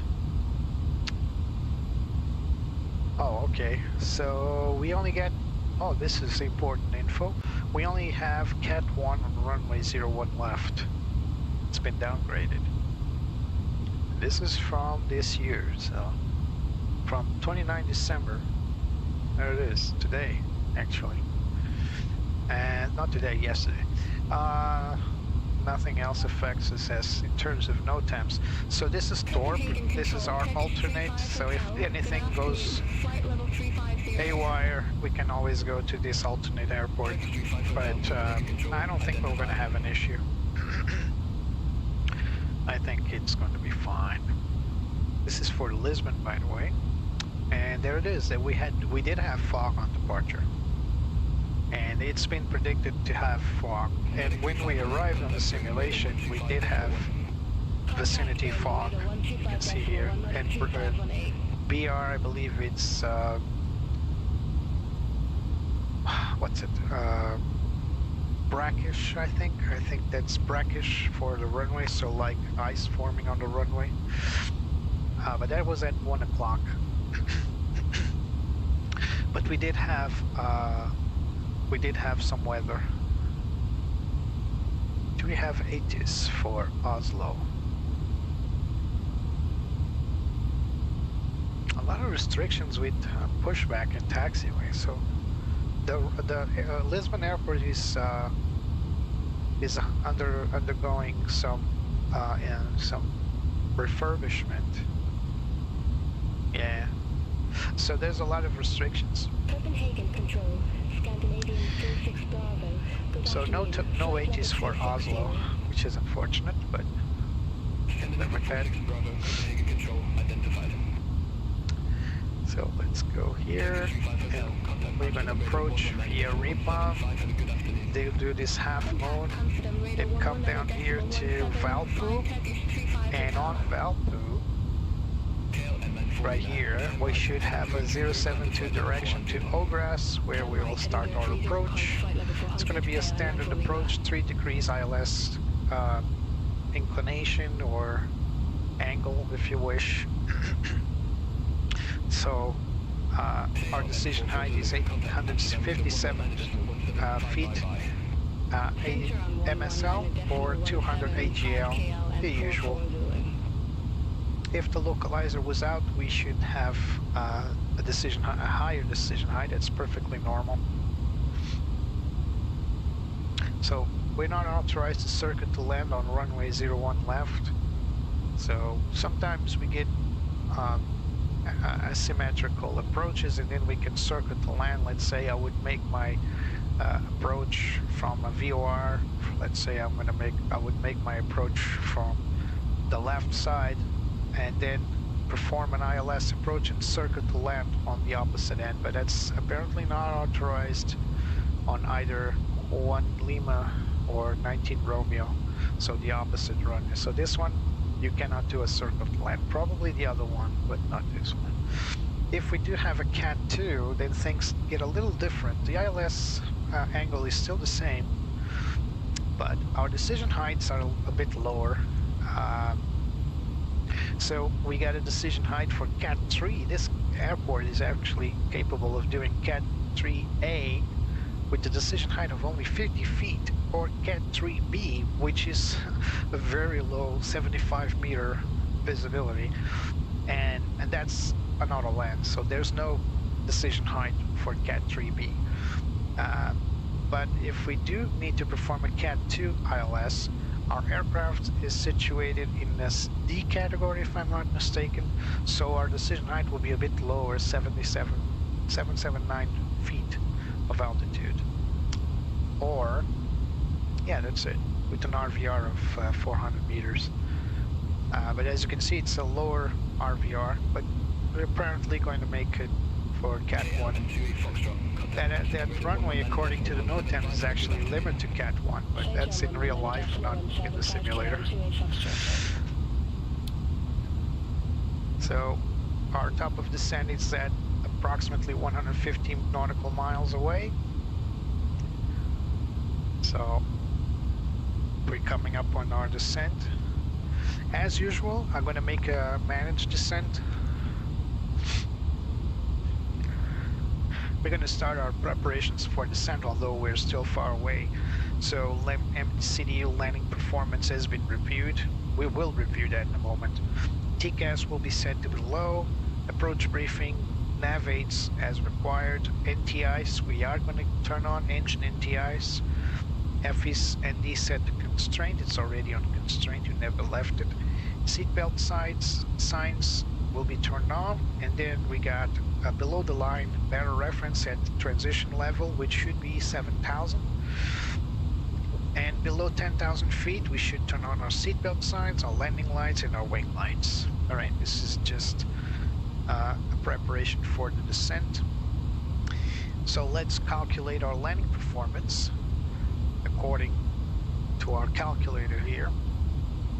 So we are going to sync with, we need to select the airport. How come it's not filled in yet? Sync with FMS. There you go. So config flaps 3, landing technique, let's set manual. Brake mode, let's set to low, we'll see, and we're going to use reverses. So compute. Alright, so we got our factored landing distance set at 2,126 meters, and we still have 1,475 meters if things go haywire, which should. So yeah, let's insert, so we will review this performance. This will give us about, there's a way to see that on the chart, which exit will make it, but it's a bit hard to do. Back in the day, pilots would have a little ruler, and they would look at the chart, and they would just figure out where the plane would stop. Nowadays, I'll show you how weird it is to do this. So let's pick up our airport chart. So you see here, there's no range for the runway length, but you do have this little ruler here. All right, so coming back to our landing performance, you're going to take 2,130 meters more or less, and we go back here to the chart, and we look in here into meters, and we see here that it's 1,500. It's not even, don't even have enough scale for this. So let's say it's, so this is 1,000, so let's see, 2,000 should be somewhere over here, so 2,500 should be somewhere over here. So you pick up like a ruler or a piece of paper, you write down the distance and then you put it right here on the threshold. So if I was to guess, I would say we will be able to stop at Alpha 5 or Alpha 6. Nothing, definitely not Alpha 3, very unlikely Alpha 4, most likely Alpha 5 or Alpha 6, and at worst conditions Alpha 7, but only these two will be probably where we can stop. As for the gates, airlines usually dispatch the gate number for you before arrival, but that's a luxury we don't have in our virtual environment. So I would say we'll go to the main terminal, but which gate, which taxi stand, we need to see. Oh, there's some construction work here. Difficult to see traffic on file. Angle tower, difficult to see traffic. Alright, so this is construction work. This is a temporary chart, probably. So the working areas are here and here and here. So these are working areas. You can see here the legend. So all these dotted lines are. And then there's what's been done. So let's say you pick this area here, area 9. There's a construction work near the tower. And Air Portugal 343 heavy. so we're going up to Norway. Polaris control, Air Portugal 343 heavy, flight level 400. Air Portugal 343 heavy, Polaris control, radar contact. So we're gonna get our descent clearance at any moment, so let's get ready for that. So yeah, that's the way you calculate your landing distance using old school. You can still catch it. You can still catch it, Sergio. Boa tarde. Obrigado por teres vindo. So our good friend Sergio is joining Andrew, Elder, and Jose in our live stream here. So, as I said before, it's 17:24 Zulu time in the sim, but it's already dark night in Norwegian airspace. Let's go back here to on-route chart so you guys can see where we are right now. So we have passed to Polaris control, which is the Norway control. See here the green line separates air traffic control. So here we are, this is Polaris. Polaris control, expect delivery to November, runway 17. Expect delivery to November, runway 17, Roger 5. We're just waiting for our clearance to descend and our clearance for the approach as well. So comes both at the same time. You know what this is right here, boys and girls? Yeah, this is the ashtray. So back in the day, there was an ashtray in the cockpit, and there is a waste that said no cigarette disposal. So it was common for pilots to smoke in the cockpit. Actually, the reason why you can no longer smoke in the airplane is actually a little bit misleading. Most people would say, well, they started forbidding smoke in airplanes and in public spaces because of health concerns. You couldn't be wrong. You couldn't be more wrong. The reason why you cannot smoke in planes or in public spaces is that they're trying to save money on cleaning and air recycling filters. Alright, so back in the day when people smoked on board, the plane recycles air by circling around the cabin, by pulling air out of the outside of the airplane, cold air, it gets heated up and pumped into the cabin. You need filters, otherwise the air will never get purified, and if you start smoking and everybody was smoking, then after a while the plane will be completely full of smoke. So in order to do that, there's some filters, and there's still filters on the airplanes, although they're more like HPA filters to filter out viruses and bacteria and all that. But back in the day, there would be smoke filters, of course, and these filters will get filthy in each flight, and they had to be replaced. And it was a not just that, everything around the plane would need cleaning, and the smoke gets everywhere.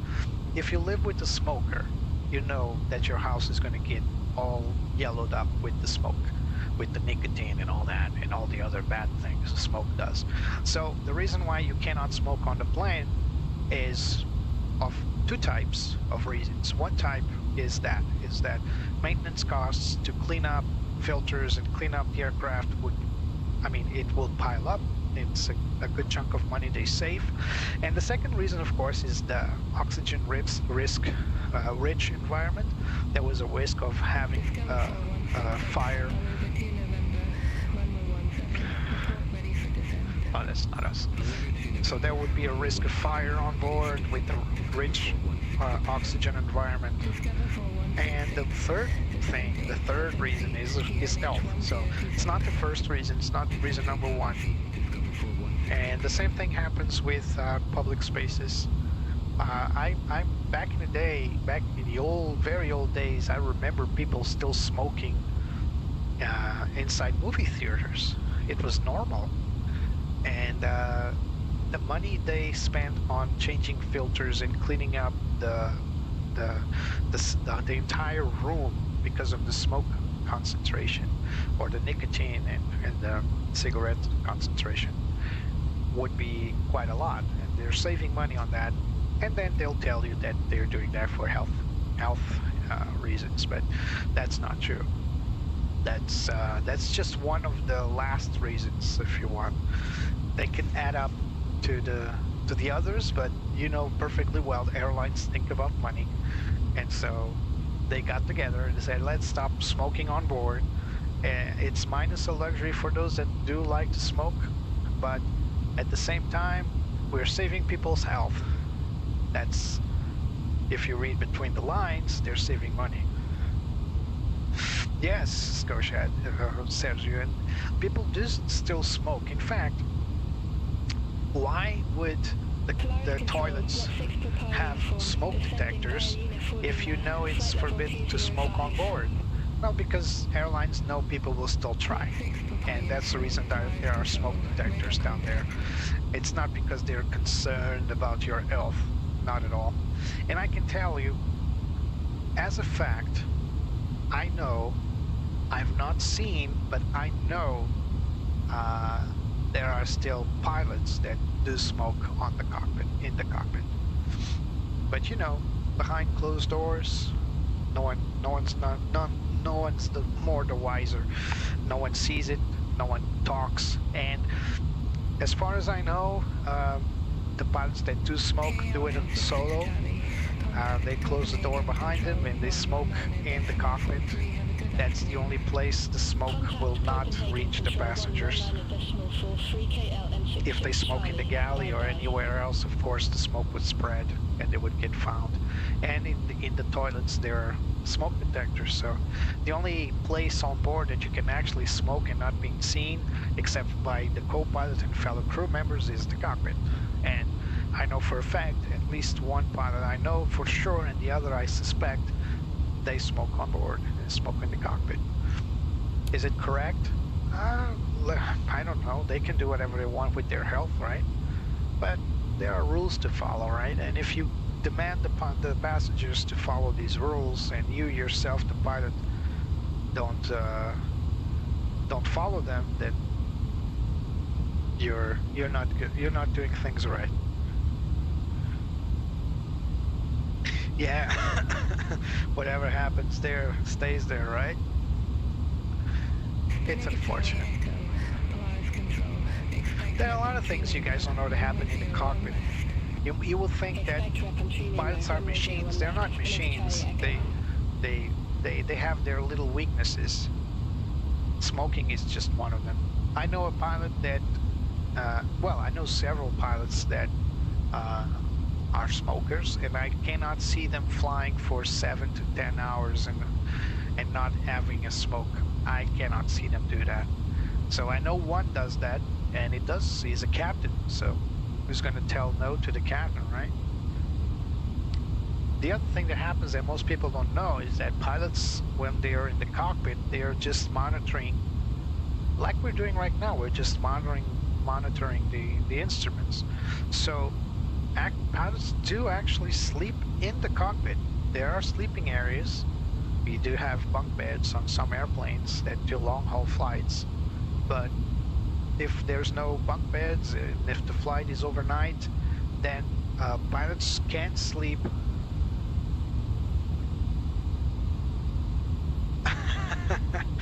Well, that's something else, Serge. That's one of those weaknesses I won't make any comments on. But like I was saying, pilots do sleep in their pilot seat.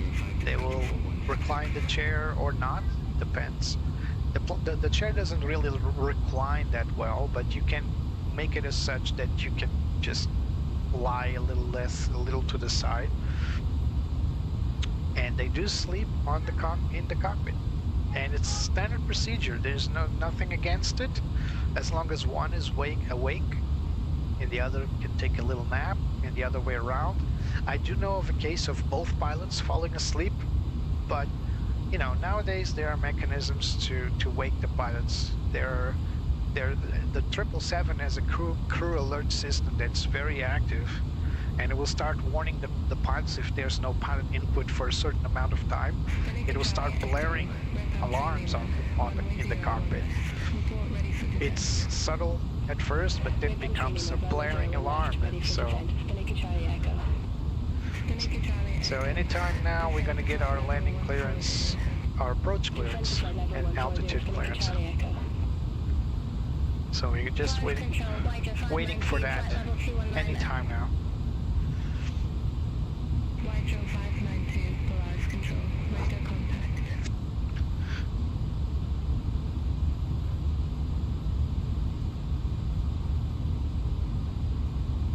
So it's been a smooth ride, but getting very close to approach. Flight level 358. Lot 6 Papa uniform. Descend to flight level 110. Descend to flight level 110, lot 6 Papa uniform. So why did I turn off the GPS flapper off?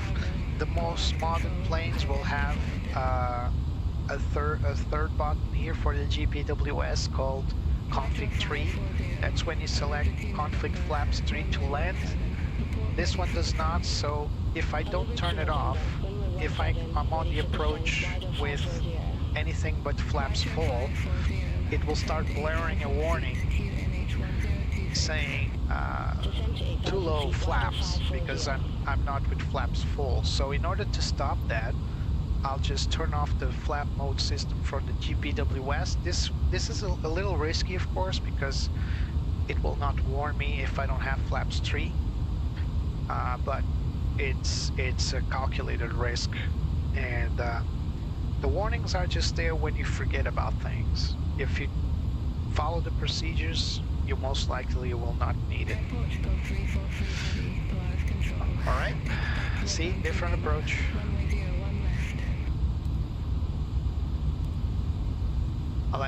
Let's accept that.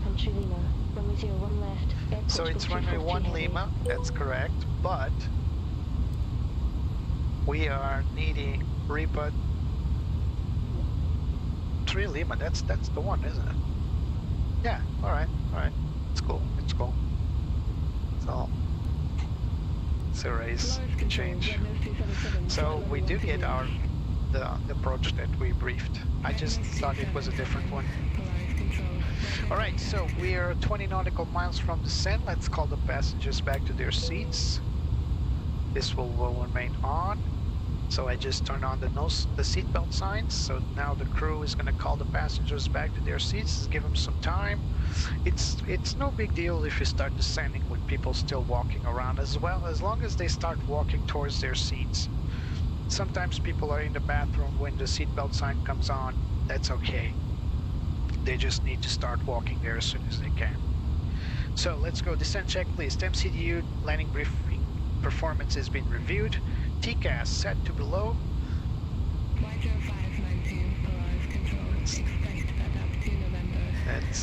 That's the one. Set where are we? Oh, here we are. Navigraph has been reviewed. NTIs will turn it on as we start descending. Not just yet.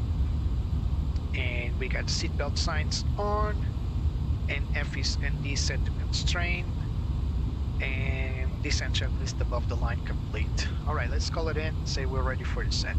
Air Portugal 343 heavy, approaching our top of descent, ready for lower. Air Portugal 343 heavy, Recon 3 Lima, runway 01 left, descend to flight level 140. Recon 3 Lima, 140. runway 01 left, descend to flight level 140, Air Portugal 343 heavy. Oops, too much. There we go. Let's go manage descent, you know the drill. There it goes. Let's open this a little bit. So as you can see, you're going to make a half moon turn to the left, and then turn right, and go direct to runway 01 Lima, or 01 left. That's what we got right here.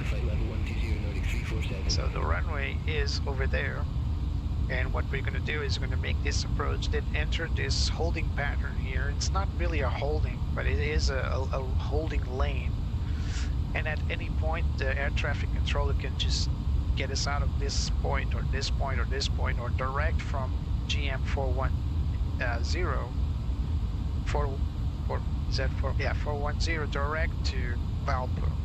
Whatever it does, we need to be at flight level 110 when we reach this point and remain there, and then when we are cleared to Valpo, we should descend 5,000 feet. That's the constraints we got right here. Yeah, seatbelts are on. Cigarettes are put out. So we are descending right now. We are at managed descent, and you will notice that this plane does not have the little green circle for the performance. It has a magenta circle. So this is the old depiction. The modern day Airbuses now all have green circles for performance. So minor differences, symbology differences. There's a very strong wind coming from the north, 87 knots crosswind. It's pretty usual for this part of the world. And as you can see, clear skies, no clouds, completely clean.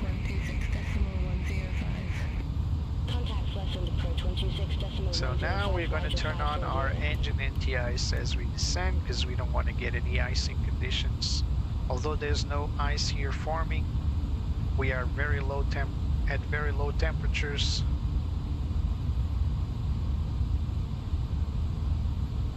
We just don't want to take any chances. There's no moisture in the air. Shouldn't be a problem. But let's not take chances.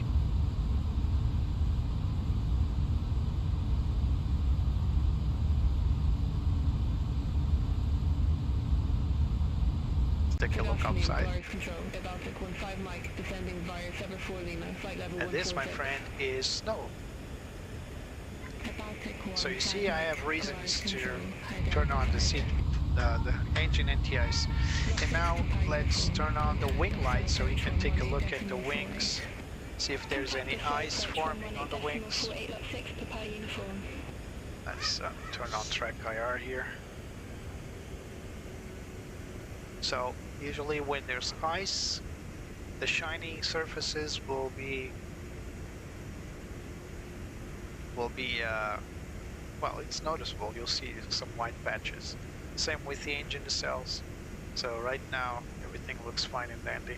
I don't think this dome here should be black, or any of these domes. It should all be white. Something with this airplane's great job.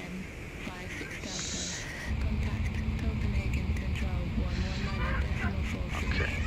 Contact Copenhagen Control 119.43 KL M56 Delta.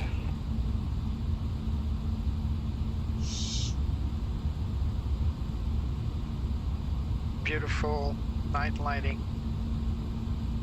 and snow down there.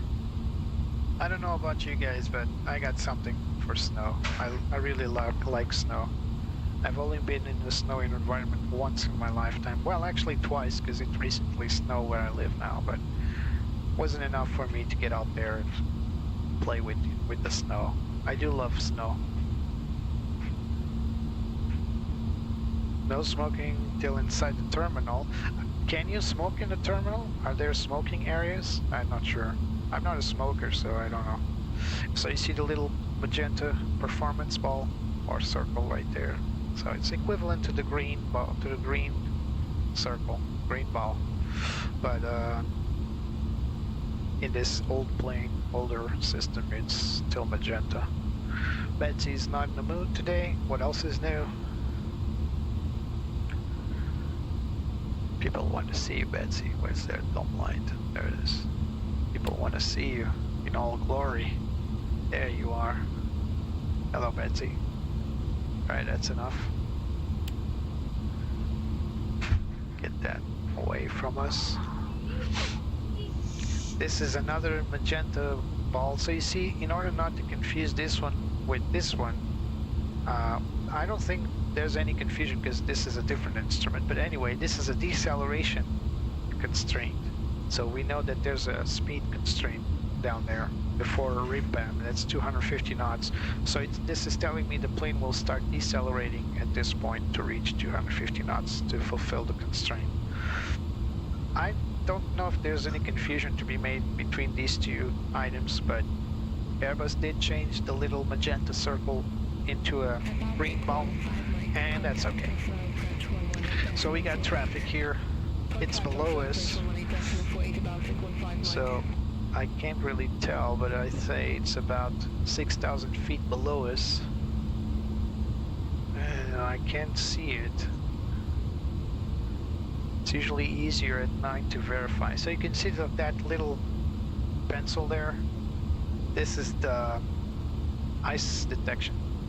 So it's called the ice indicator, ice int, and that light can be turned on and off. See, on some modern Airbuses, this light, like it is, it's not like it is right now. So this one would turn on and off the compass and the position light. The position, what's it called?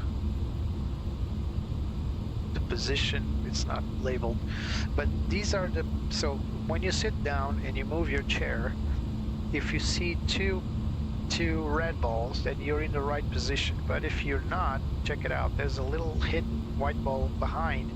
This means that you're offset to the right. So if you move to the left, you should only see these two red balls. So that tells you that your high sight is in the correct position. So in modern planes, this device here and the compass is lit up independently with the ice indicator.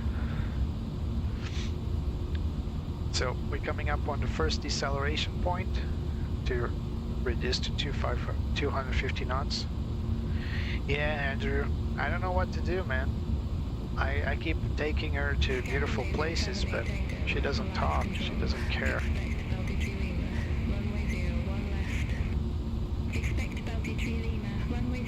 There's another aircraft, and this one I can see, it's right there. You can see they're blinking. It's this one here, so that's far off.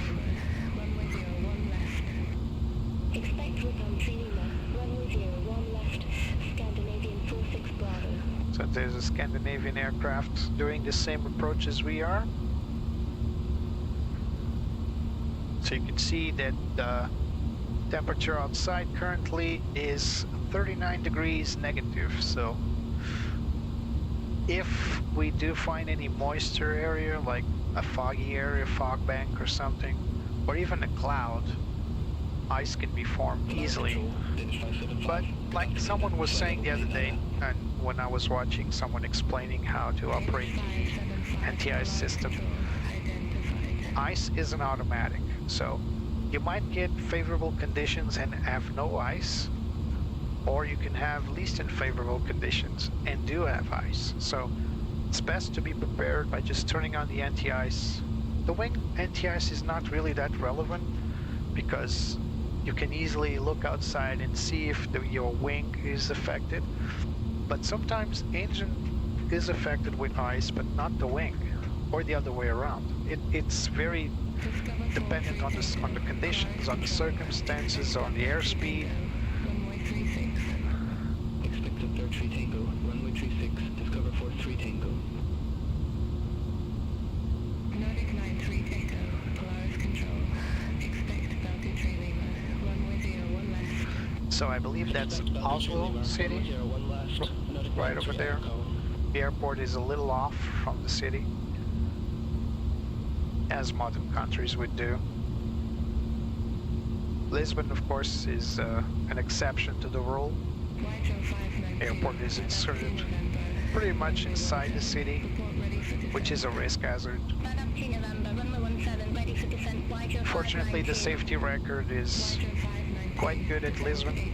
There's never been a serious accident in Lisbon, but still it's a safety hazard. So that plane is still, oh there it is, I can see it now. It's still beneath us. I hope that we will not get interference during our own approach. We're still descending though, and I believe that plane is also descending. So our clearance is set for 140, flight level 140. Transition altitude here is 7,000 feet. And we're going to consult our weather to see if there's any changes. And we'll insert those changes if needed. So performance, next phase. Oops, previous. Takes a moment to refresh the page. Alright, so this is for Lisbon. Let's go down here. Oslo. So no change. So we're still at 1020. Now the wind is 000. Wind is absolutely nothing. So let's just comply.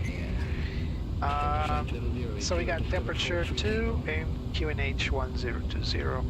And as you can see, the dew point is far from the temperature. So most likely there's no freezing, but we'll not take risks like I said before. We'll carry on with this anti-ice for now.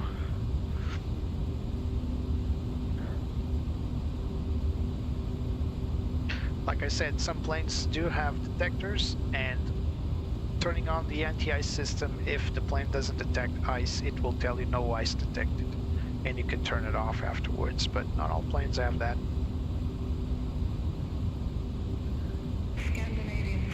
There we go, we are at REPAM already. So now we're going to follow this route here for the approach. You've seen this half-moon approach on a lot of European airports, including Lisbon. This is a very effective traffic separation method. Like I said before, the air traffic controller has freedom to tell you to go from direct to any of these points to the Valpo transition. So this is the default route, but if there's no traffic, air traffic controllers can just tell you proceed direct to Valpo out of GM 410. But that doesn't happen with Beyond ATC currently, unfortunately.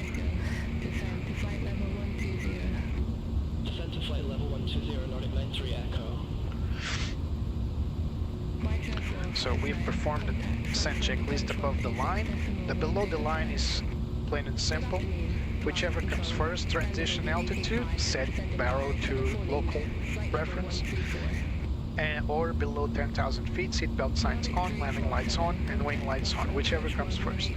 In our case, 10,000 feet will come first, because the transition altitude here is 10,000.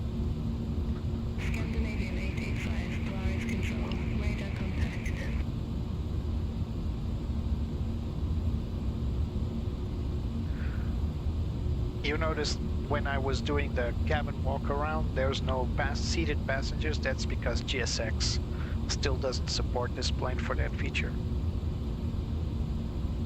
But we can live without that. No big deal. So you see that we're gonna land with approximately 8 tons of fuel.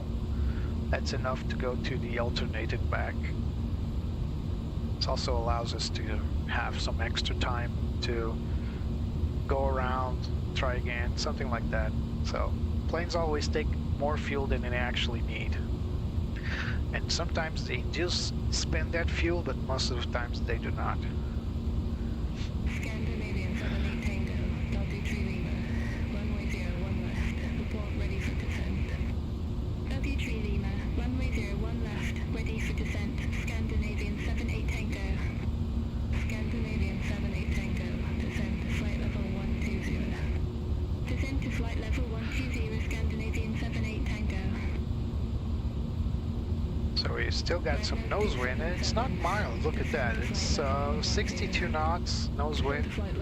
It's delaying our arrival actually, especially with the A340. I see a couple of planes up ahead. They're below us. This one and this one. Descent to flight level 110. Descent to flight level 110, Spinnaker Charlie Echo.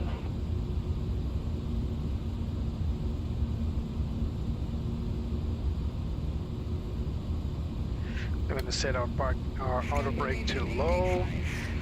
Let's arm this. Should be good for now. It's just some memory items so I don't miss it.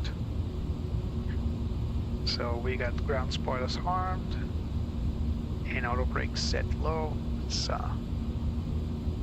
pretty standard. Runway conditions should be dry, so no ice. There's no moisture in here. You can see that. It's just no moisture. Although there's snow on the ground, as you can see, there are no clouds. So, or some wisps here and there. Coincidentally, that's also the weather we got here in Portugal right now. So very cold, but no clouds in the sky. But you know, Norway is so close to the North Pole that at night, Air Portugal 343 heavy, descent to flight level 110. 110. Descent to flight level 110, Air Portugal 343 Heavy. Let's carry on descending and manage descent. So we need to decelerate, so it's telling me to extend the speed brakes. 575, Polaris control, expect Delta 3 Lima, runway 01 left. Because it now needs to lower the nose, as you can see here. So the speed brakes are extended, so you can lower the nose to keep up with managed descent without accelerating. So that's something of a plus. You can hear the noise of the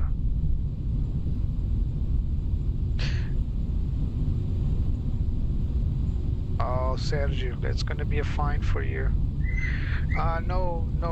No ice detected so far, so probably no snow in Oslo.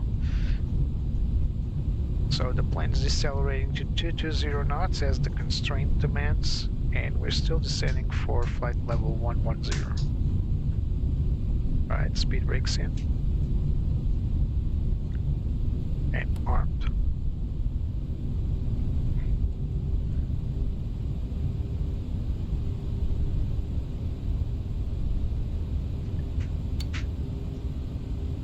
So we are going to accomplish the entire half moon simply because we got traffic up ahead and we don't want to get in front of them.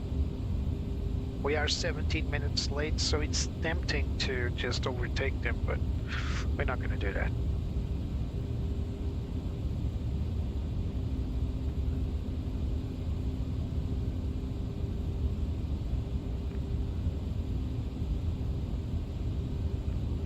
So here we are, I'm going to make a turn here. Control, Zero Line 459, flight level 360.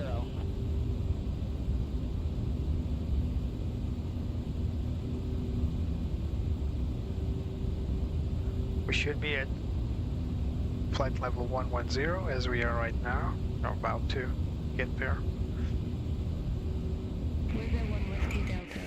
Contact Sweden Control 118.0. Have a good afternoon.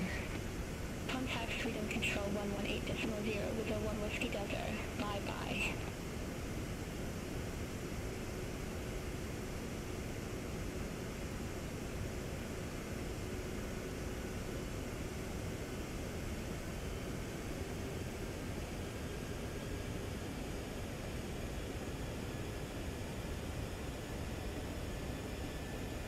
Polaris Control, Ethiopian 715 heading, good afternoon, to 7,000 feet for flight level 100, direct GM 506.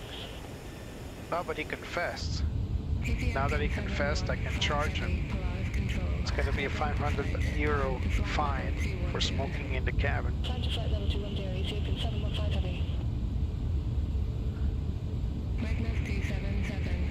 Contact Oslo approach 118.48. Contact Oslo approach 118.48, Rednose 277.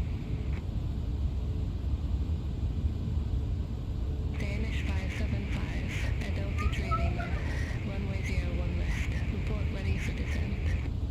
Adelphi 3 Lima, runway 01 left, ready for descent, Danish 575. Danish 575, descent Is to the flight airline level called 100. Danish? Ah, Danish. Descent to flight level 100, Danish 575. But nothing like that other one, Dark Knight. I need to find out who Dark Knight, who goes by the call sign of Dark Knight. Sounds ominous. Unless they're Batman fans, then that's totally acceptable. Charlie Echo, contact Oslo approach 118.48. Contact Oslo approach 118.48, Spinnaker Charlie Echo.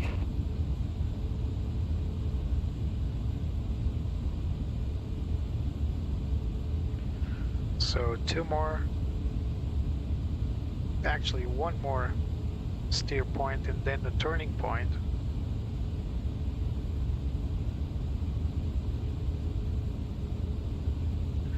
I can see 1, 2, and 3 airplanes there. Plus there should be one coming up on my 6 right there. So this one's closer, that one's farther, and that one apparently is above us, so it's not showing up on my ND.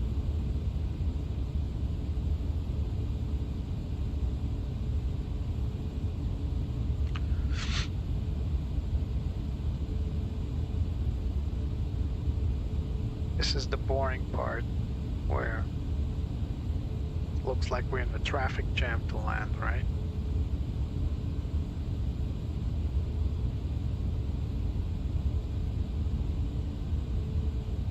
There's a nice lake here.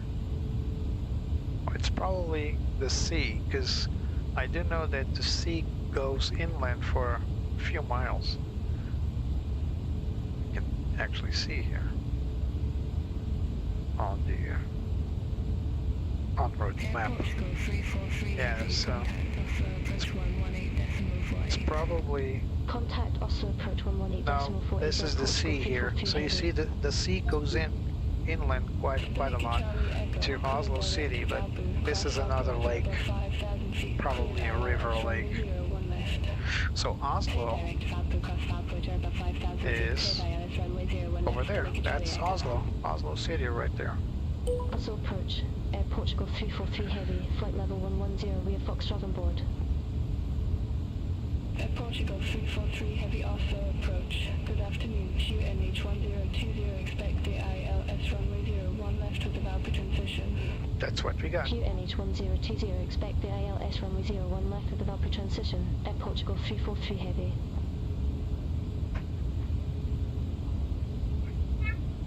So our approach speed is 131 knots and the landing speed is 126 knots. It's quite impressive this plane can go that slow, right? You would think a bigger plane needs higher speeds, but these are A321 speeds.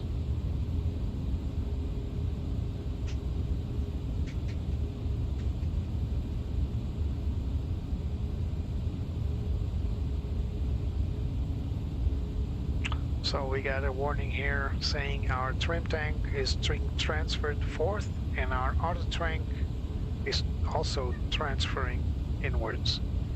So this is all automatic, all managed by the computer. But if you do want to take a look at the fuel system, you can Descend to 5,000 feet, QNH 1020. let's go 5,000. 5,000 feet, QNH 1020, Air Portugal 343 Heavy. If you do want to see the 343 Heavy, cleared direct Valpo, cross Valpo at or above 5,000 feet, cleared ILS runway 01 left. copy that. Cleared direct Valpo, Passing cross 10,000 Valpo, feet, above landing 5,000 lights feet, on. cleared ILS runway 01 left, Air Portugal 343 Heavy. Wing lights are already on. Like I was saying, if you do want to manage the fuel manually, there you need to engage the fuel page, and then you can see the fuel schematic, and you can see here that there are multiple pumps you can turn on and off and manage yourself, but only if there's a requirement for that, if the automatic system fails for some reason. Alright, so we're coming up on the approach phase. So let's bring up our charts. Actually, no, sorry, this one, and ILS. So as we cross Valpo, we're going to turn left. Actually, we're going to continue on at course 072 towards Ogras and then turn left for the approach. That's exactly what we got here. And we are cleared for the approach, so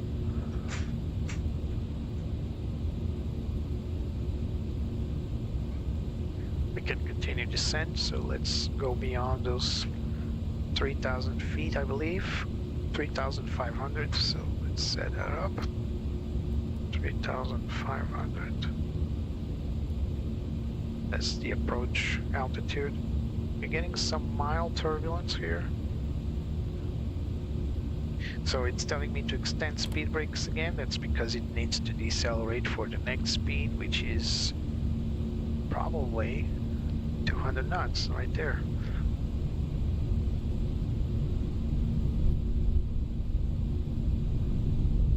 Again, we are above performance. It's also telling me it needs to descend faster. Still seeing that airplane up ahead. Hope it's no biggie. Right there. It's the other plane.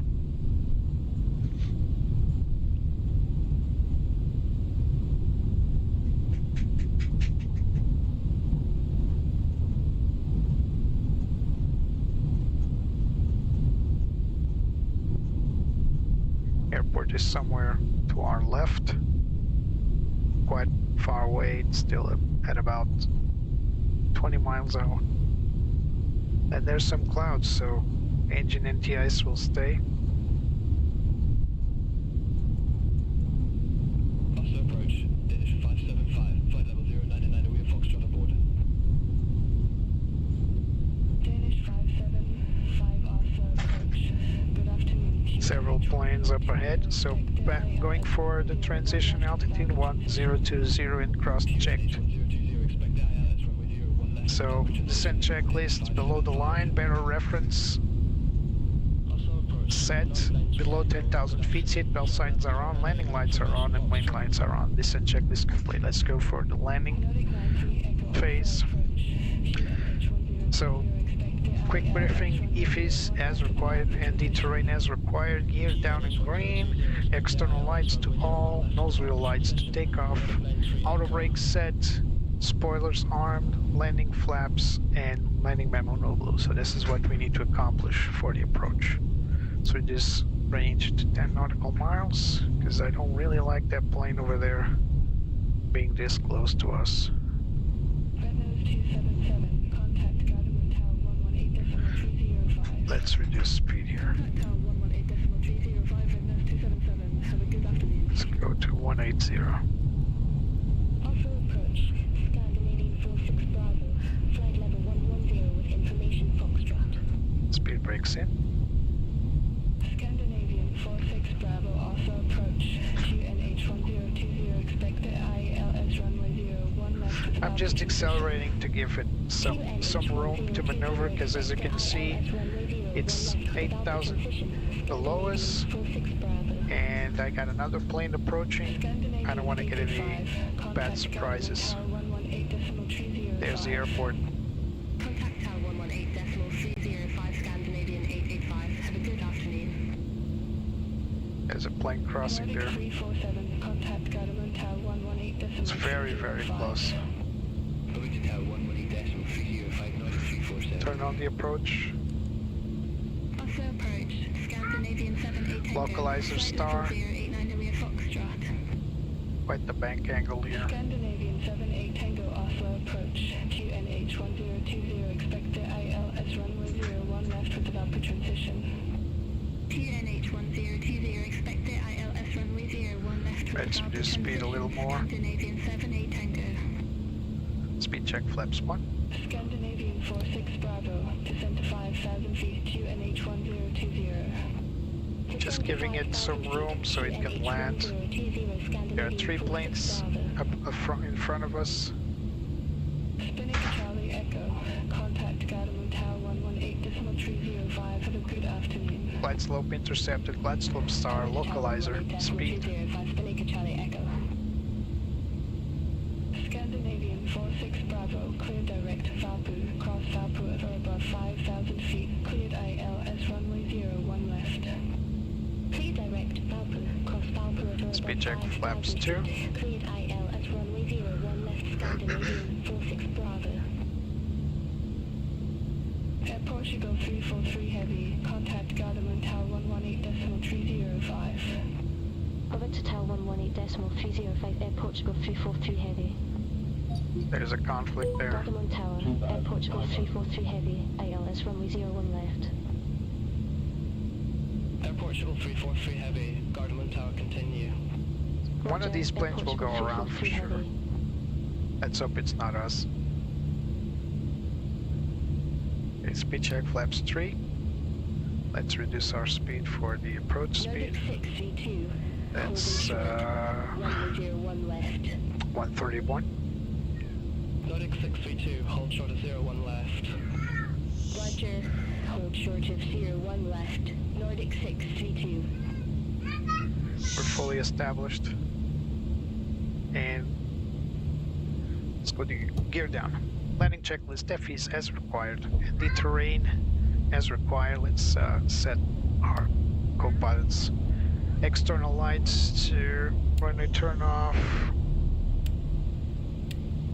Take off. Auto brakes are set. Spoilers are armed. Flaps landing. ECAM status no blue. Landing checklist complete. Redness 277, exit left at Charlie 1.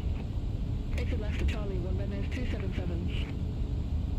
So let's go put this back to managed. Scandinavian 885, go around. Fly runway center line, Yep. maintain 3,500 There's one going feet. around. On the go. Fly runway center line. Maintain 3,500 feet. Scandinavian 885.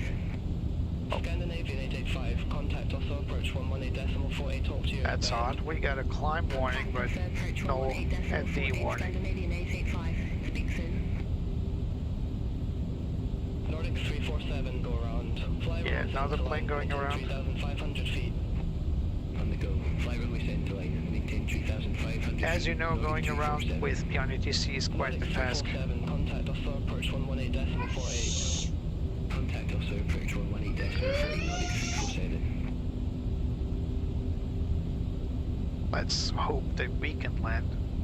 Let them go around. Seems clear towards the runway. Let's see if the plane that was landing, it's already cleared it. Otherwise we'll go around as well. Redness 277, monitor ground 121.605. Now, please set up high speed. Yeah, there's some issues here with the TCAS system. Alright, let's see if we're clear to land.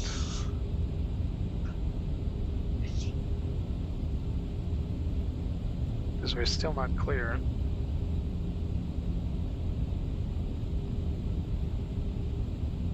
Come on, give us a clearance.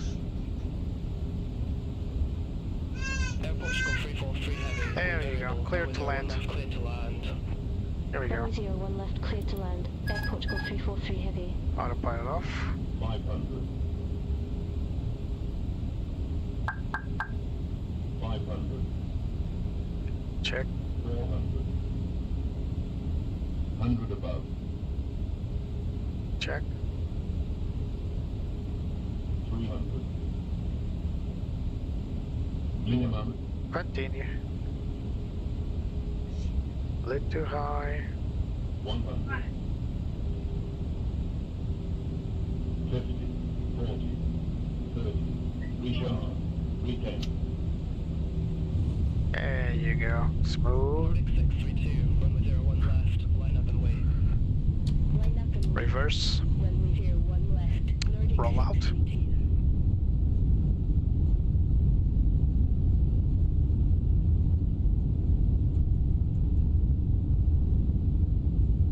So there's a high-speed exit there. 80 knots. Auto brakes off. Air Portugal 343 heavy, exit right at Alpha 6.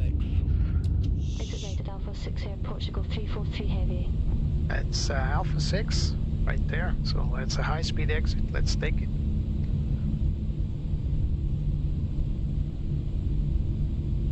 That was a smooth landing. World Express 3313 heavy, ready to go. Runway 01 left. All right. World Express 3313 heavy, number 1 for departure. Hold short of 01 left. Affirmative. Hold short of 01 left for traffic. World Express 3313 heavy. So we're in Alpha 6. Air Portugal 343 heavy, contact ground 121 So let's 605. Ground hold 121 here. 605 Air Portugal 343 heavy. Can turn this off now. That's detected. Air Portugal 343 heavy. Request taxi to sign gate. Air Portugal 343 heavy, gate 76 taxi via Alpha 6 Victor, Delta. Gate 76 via Alpha 6 Victor, Delta. Air Portugal 343 heavy. Alright, so Alpha 6 Victor Delta. So Alpha 6, Nordic 8 that's Mike Echo, continue taxi. Victor Continue taxi. and Nordic 8 Mike Echo. Delta. Let's see where those are. So let's go in front, yeah. So, Nordic 8 Mike Echo, contact Gardermoen Tower 118.305. Contact Tower 118.305 Nordic 8 Mike Echo. probably going to those gates there. So gate 76. So we're going forth now.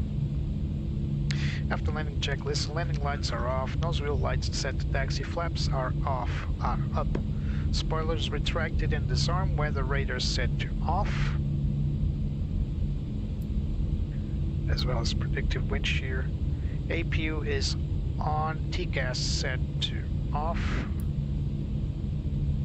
Scandinavian 462. Landing. 13 taxi Oh, via sorry. Alpha 6 Mike, APU bleed. 13 via Alpha 6 Mike. Wing NTIs to off. APU bleed on. Turn rec, rolling onto. Okay, so after landing checklist above the line complete. Oh, we're going awfully fast now. So where are we? So need to make a right hand turn on the second to the right. So it's not this one, it's this one. Right there. Yep, this one here. And then gate 76 should be the second to the left.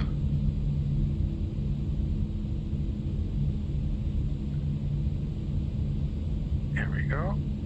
Not the best turn, but we are here. So this is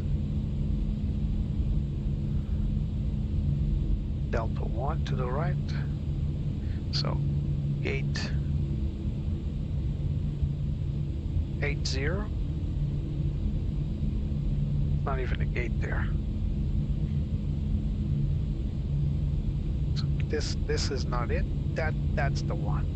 76 right there. All right, here we go.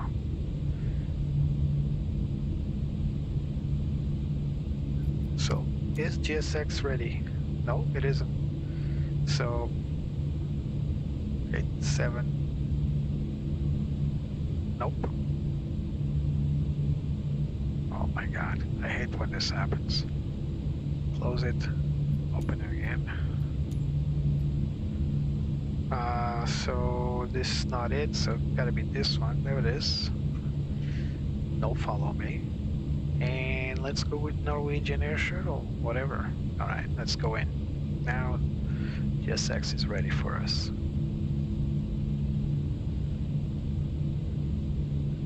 Come on.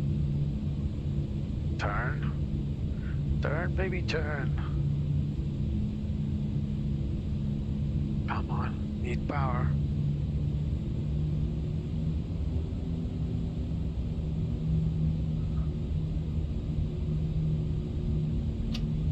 There we are.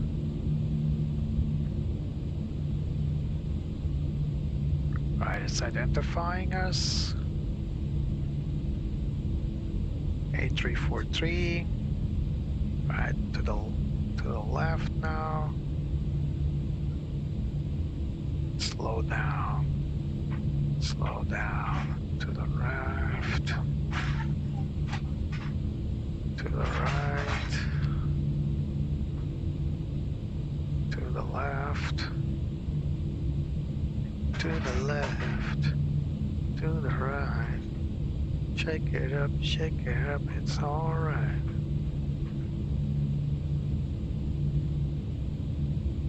Smooth. Smooth is fast.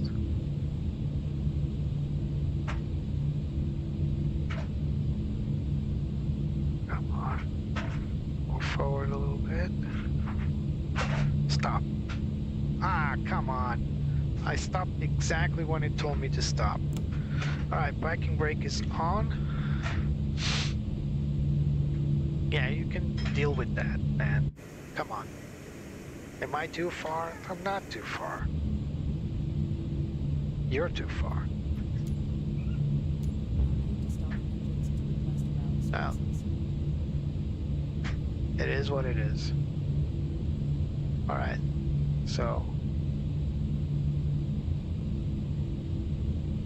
Alright, now I'm good. Stop, alright, we're good, alright. So, let's start closing down the aircraft. So we got APU bleed, let's turn off engine 1, 2, 3, and 4. Aircraft be advised, information Gulf Air current QNH1019. Chokes are on. We're gonna stop our clock.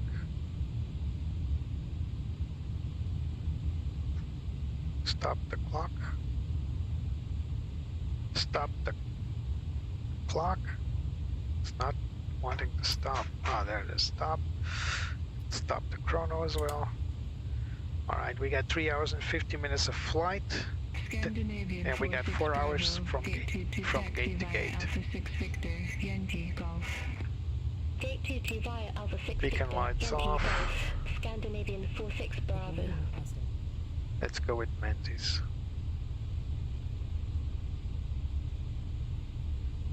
So, external lights off. We got APU. GPU, I mean. Alright. Parking checklist, parking brake is set. You will not see passengers visually. Why not? Why not? Passengers deboarding started. Why not? Why isn't the gate moving in?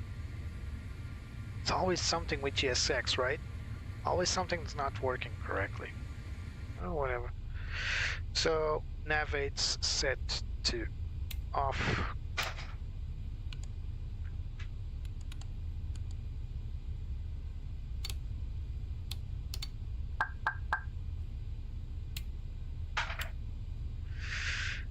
FC reset, so we're gonna do 100.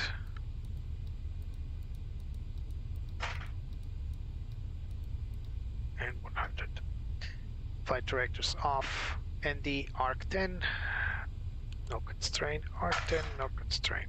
Anti-iced, it's already off. Engine master switches are all off. Fuel pumps to off. Bear with me.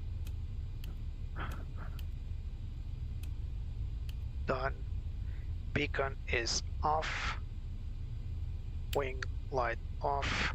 Seatbelt signs to off. External power is on. Transponder to off. And cockpit door open. So yeah, guys, so for some reason this jetway doesn't connect to the plane. It's a GSX issue. Not entirely sure why, not entirely sure what's going on, but GSX always has something. It's been a pleasure, very pleasant flight, aside from these small little issues. But let me try again. Let me just see if they can operate the jetway. No, it just doesn't move. And I don't really know why. Danish 575, ramp 7 taxi via Alpha 6 Mike Kilo. Ramp 7 via Alpha 6 Mike Kilo. Waiting Danish for other 575. services. Oh, wow, whatever. Guys, thank you so much. It's been a pleasure. This is a very pleasant plane to fly. Some small hiccups, as always, mostly not the airplane's fault. Yeah, it's GSX and all that jazz. Always something happening around the plane, never really about the plane. Landing was okay. The flight, overall the flight was okay as well. I hope you guys enjoyed. Remember guys, any of your help is welcome. So leave a like, subscribe, share, and if you can, there's a link in the description to buy me coffee. And I really appreciate everybody's presence. Thank you so much, Andrew. Thank you so much, Jose. Thank you so much, Sergio and Elder. Thank you so much, guys, for coming. Thank you for watching, and I'll see you next time. Remember, keep that blue side up, and you will be okay. Cheerios, and bye-bye.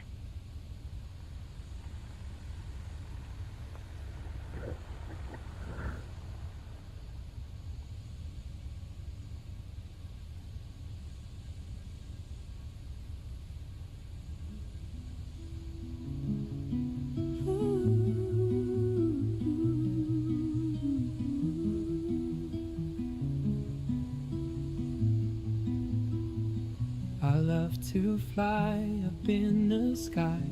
Through the clouds I reach so high, climbing up to touch the light.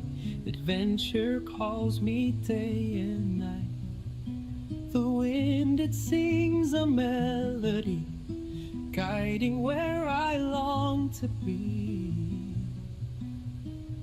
I'll spread my wings and chase the sun. No limits when the dreams begun. The world below fades out of sight as I soar into the light.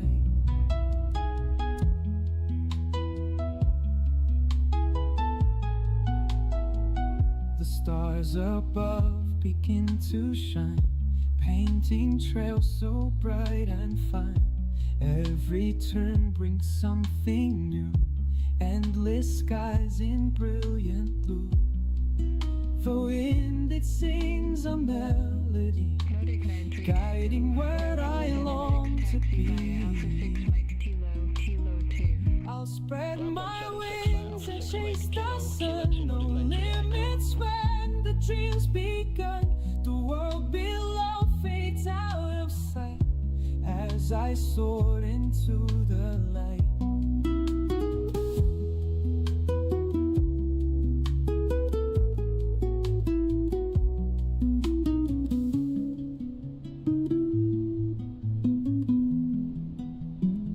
I'll spread my wings and chase the sun. No limits when the drums begun. The The world below fades out of sight as I soared into the light.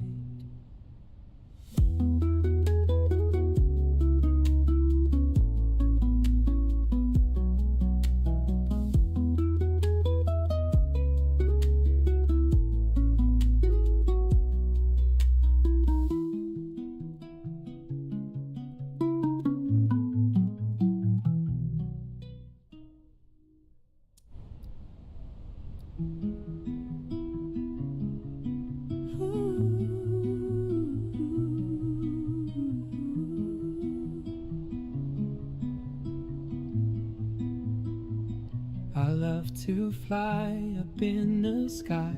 Through the clouds I reach so high, climbing up to touch the light. Adventure